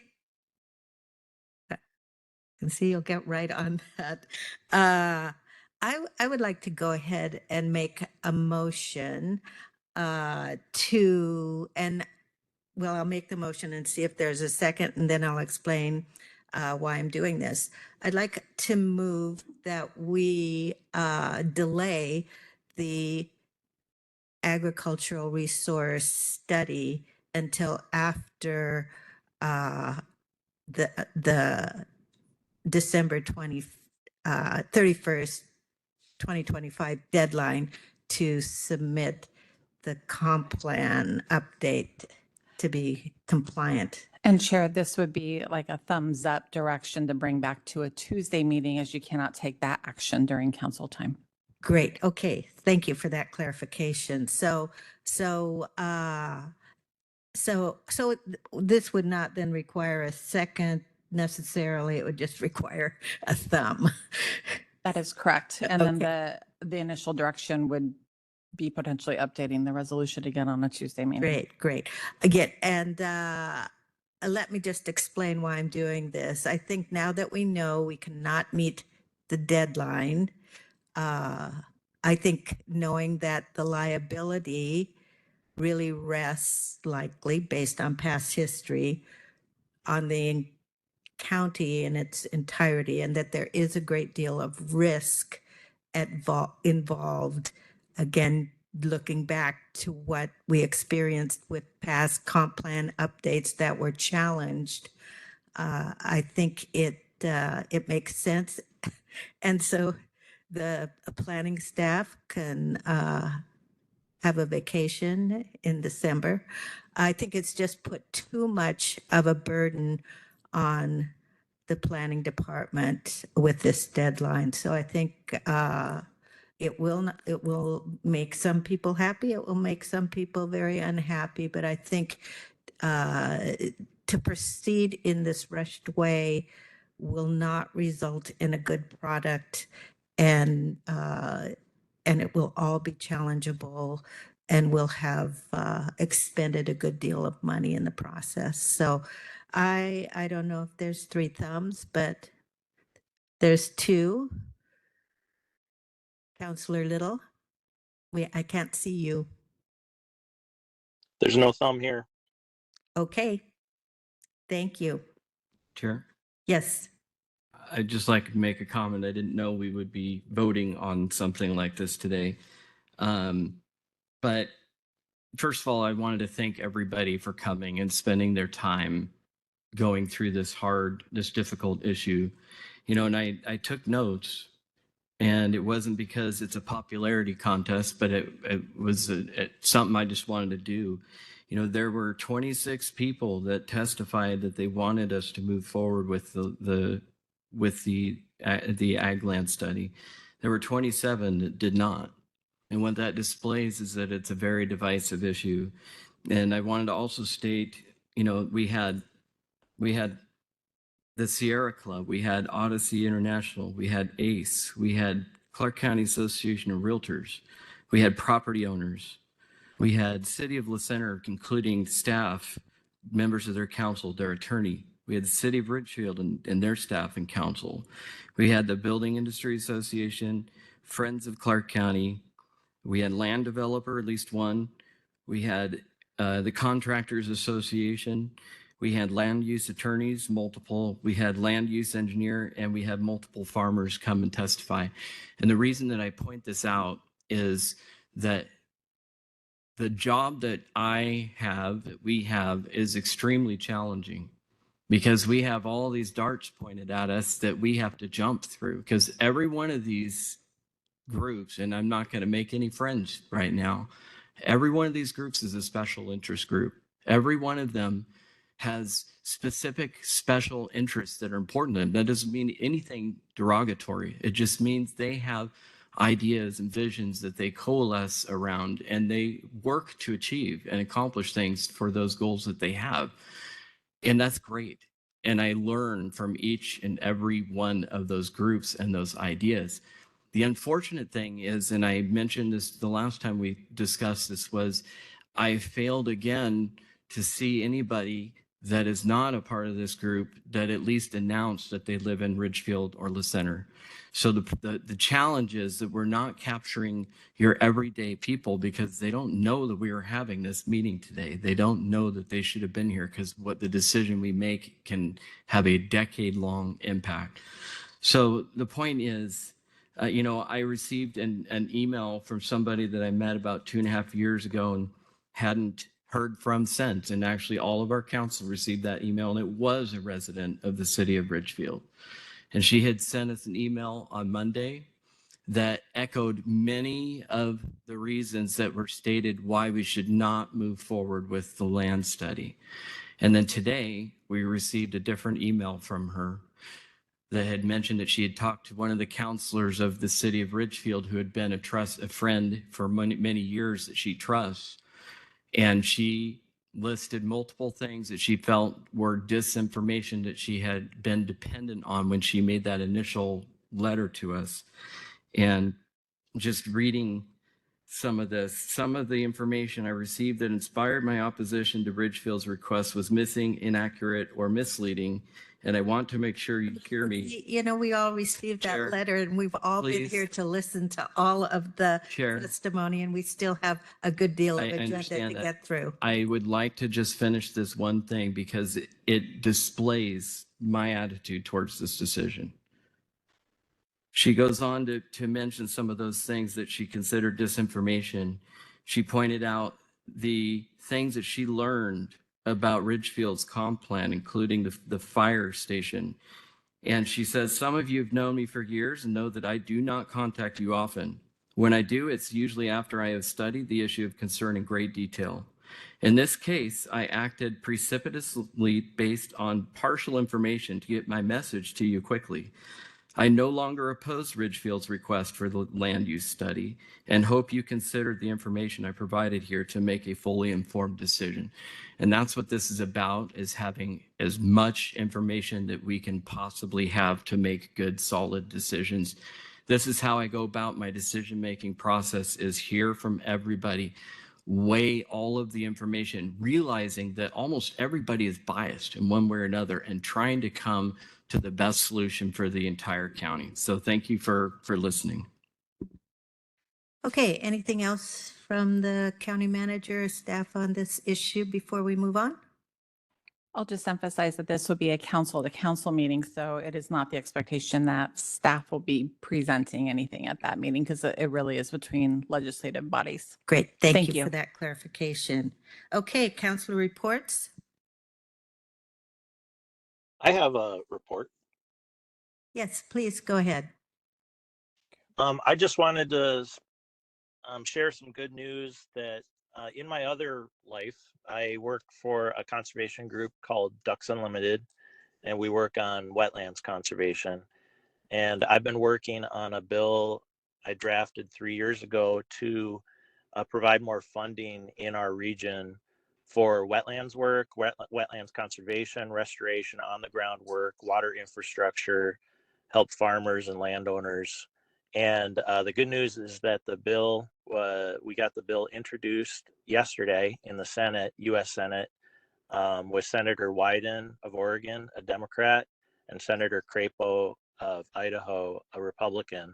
And the reason I'm bringing this up is it's a $50 million authorization over 5 years that the county could apply for grants for. So it's a potential funding source for the county.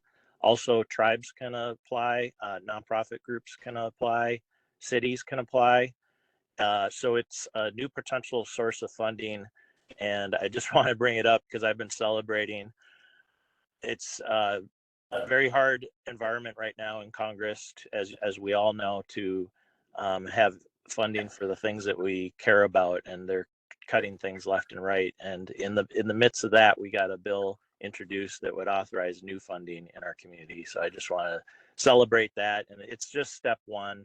We have to get a House bill going that's bipartisan too, and then there has to be hearings, and then it has to be appropriated. But it's a big first step. Okay, thank you. Other councilor reports? Yes, Chair. Yes, go ahead. I had the opportunity of having a great experience with our Clark County Accessible Community Advisory Committee, which is always difficult for me to remember and to say correctly. I wanted to thank them. They made amazing efforts in bringing multiple powered wheelchairs to one of our parks in our county and invited our staff our planning staff for parks to participate in riding in those wheelchairs so that they could get a little bit of experience into what they deal with on a daily basis when they visit our parks. And I was fortunate enough to be able to attend that with them. And it was enlightening. It really was. And I think it was also enlightening to staff. You can't really understand until you're there. And this was able to get us close, not completely, but closer to understanding some of the challenges that they face. And I think our Parks Department is going to benefit from it and learn ways that they can create more accessibility in our parks. So I thank staff for being willing to visit them. And I thank the advisory committee for the extensive efforts that they made to set it up and provide all the wheelchairs. And just had a pleasant report to make for that opportunity. Great, thank you, and thank you for participating in that. I heard you had a little trouble on the bark dust. Okay, any other councilor reports? Yes, Chair, I have a report. Oh, yes, thank you. Yeah, so we had the RTC meeting last night, and Legislative Representative John Lee was able to attend now that session is over.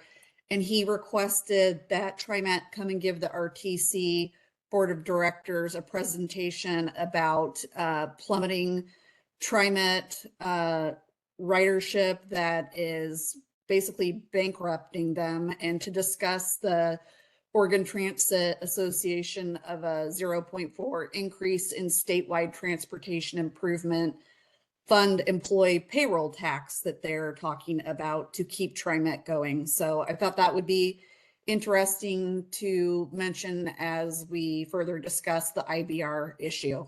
Thank you. Thank you. Other reports? Okay, we'll move on to policy updates. Work session requests, I'm sorry. Nothing, none today. Okay, it's late in the afternoon. Policy updates, Jordan, we're all ears. Good afternoon, Council. I have a few items for you today on policy updates. The first 8.1 is related to a request that the County Council as the Board of Health made a couple of weeks ago related to wanting to see what public health can do to support prenatal access to care. So this is specifically around mothers who who are pregnant and who access care through Medicaid services. And so in talking to some of our public health folks and their desire to kind of move this forward, they have proposed holding a policy action roundtable related to prenatal access to care on June 9th. And they would like to do this from 9 to noon. It's a Monday, and would like to see if there are one or two counselors that might be interested in joining this event. They are hoping to pull in folks from the Healthcare Authority at the state, some of our state delegation, folks from some of our federal offices. And really the goal of this event would be as a first step to see how the county can move forward and take action to support our folks who are low income and pregnant and who need support accessing services. And so if council is interested in that, would like to just see if maybe there are a couple of counselors that would be interested in participating in this event.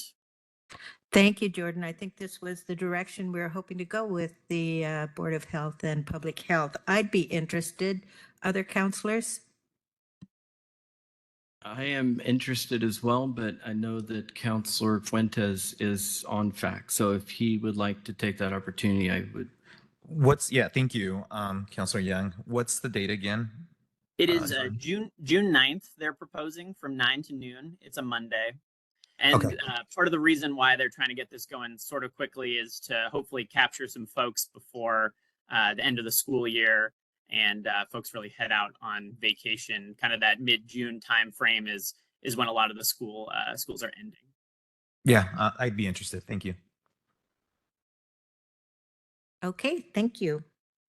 Wonderful. Thank you, counselors. And we'll be sure to follow up with any action items that come out of that, as well as some potential priorities for the 2026 legislative session. It's never too soon to start thinking about the next legislative session, even as we wait for the governor to sign or veto some of the bills from this session. I appreciate your enthusiasm. All right. So the next item I have for you, 8.2, federal funding. So this is some information that I was asked to share with you from Community Services. So the president has released an initial budget proposal calling for pretty significant cuts to HUD. That's the Department of Housing and Urban Development, and in particular, some rental assistance programs, housing funding, things like that. Obviously, this is, the first initial proposal is probably going to look very different from what the final budget looks like. But as proposed, it would be a 44% cut to HUD, including a 43% cut to federal rental assistance programs. And there are a number of programs that are at risk. I've shared some information that the county staff, Vancouver Housing Authority, City of Vancouver, and some other partners in the community have put together to kind of talk about the impact of the funding. I know yesterday there was a presentation related to the Community Development Block Grant and the Home Investment Partnership Program, and that would be pretty significantly impacted. And I, in the interest of not making the meeting too much longer, I'll just say at a high level, some of the things that could be impacted could be things like public facility and neighborhood improvement programs, asset and economic development programs. So these are a lot of like small business assistance, down payment assistance, rehabilitating older housing stock, funds that support affordable housing and homelessness, in particular the tenant-based rental assistance programs. And there are a number of them throughout the county run by Janus Youth, Housing Partnership LLC, the Salvation Army, SHARE, YWCA, and the Vancouver Housing Authority. It also could potentially have pretty significant impacts to the Community Services Block Grant, which provides funding for the 211 hotline that gives information and referrals to food, shelter, housing, foreclosure assistance, chemical dependency services, behavioral health services, healthcare programs, things like that. It could impact healthcare dental expansion programs in Battleground. Clark College has some financial wellness programs that could potentially be impacted, as could the Clark County Volunteer Lawyer Program, the SHARE Hunger Response, and the Low Income Home Energy Assistance Program, and the Low Income Household Water Assistance Program. So there are a number of potential cuts.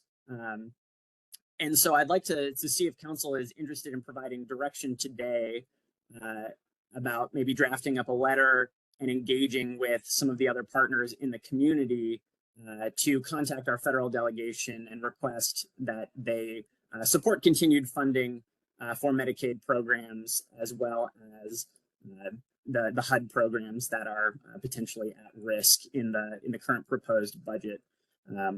I know this is also going to be something that is brought up at ECHO next week, and there will be an opportunity for the county to engage in dialogue with other policymakers at the cities across the county and other providers. So we'd just like to see if council is interested in writing a letter and activating with our federal delegation. And if so, I could bring back to council a draft letter and start talking to some of our federal offices about the issue. Thank you, Jordan. How do people feel about submitting a letter or taking some action on these cuts? Thinks there's 3 thumbs up right here. I can't see Yes. Counselor Newell. Thank you. Counselor Belcott, are you interested?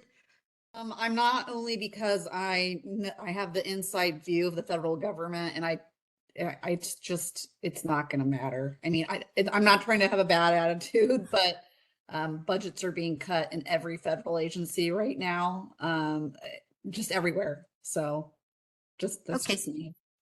Thanks for your comments. So it looks like 4 thumbs up. And I did receive, maybe everyone received some information. Maybe Jordan, you sent it out from Council for the Homeless about, and as specific as we can get about what those impacts mean to Clark County residents. I think that would be helpful. So thanks for that. Great. Thank you, Council. I'll move forward with some materials to move forward with that. We'll talk about it at ECHO next week. And as I can get more specific granular information about what impacts would be to the county, I will provide that to you. Thank you. Let's move on to 8.3. 8.3, I know this is what everybody was in the room for today, the resolution protecting Bigfoot. So to remind council and the public, about a month and a half ago, we got a outreach from Miss J's 5th grade class in Hoquiam, Washington. They have engaged over the last several years in a civic participation project where they are reaching out to various counties that may include Bigfoot habitat, and asking them to put together a resolution and release those. Basically, saying that Bigfoot is a protected creature in that particular county. And so I have drafted this resolution here, and if council is supportive, we would move this forward to a Tuesday meeting, and we would also invite the class to join us virtually at that event as well. Okay, Council, how do you feel about this? Thumbs 3, 4. Counselor Little? Thumbs up for Bigfoot. Okay, here we go. We're all on board. I wouldn't mind reading this one.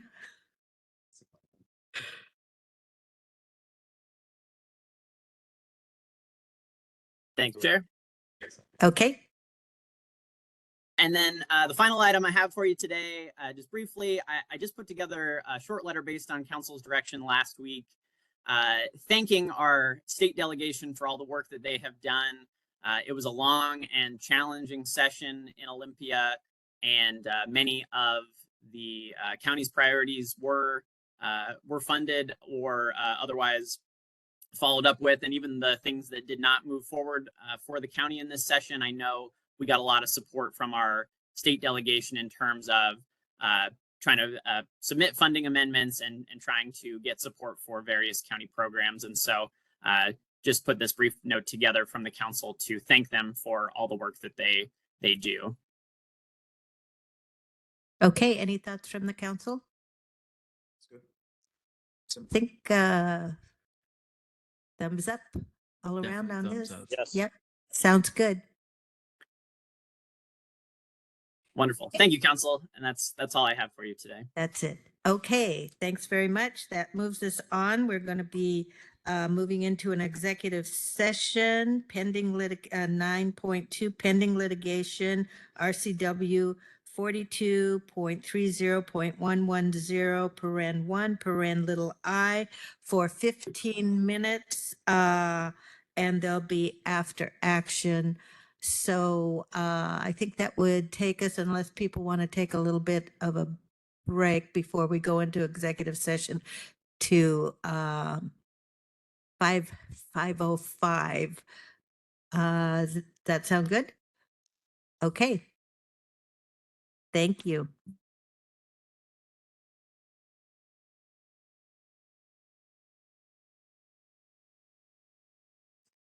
Hello, good evening. The chair has asked us to announce that executive session will be extended for an additional 10 minutes and open session will reconvene at 5:15. Thank you.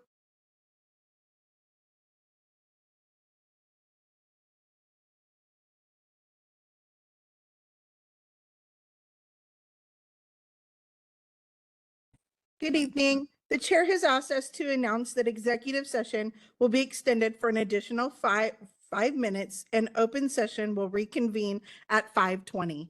Thank you.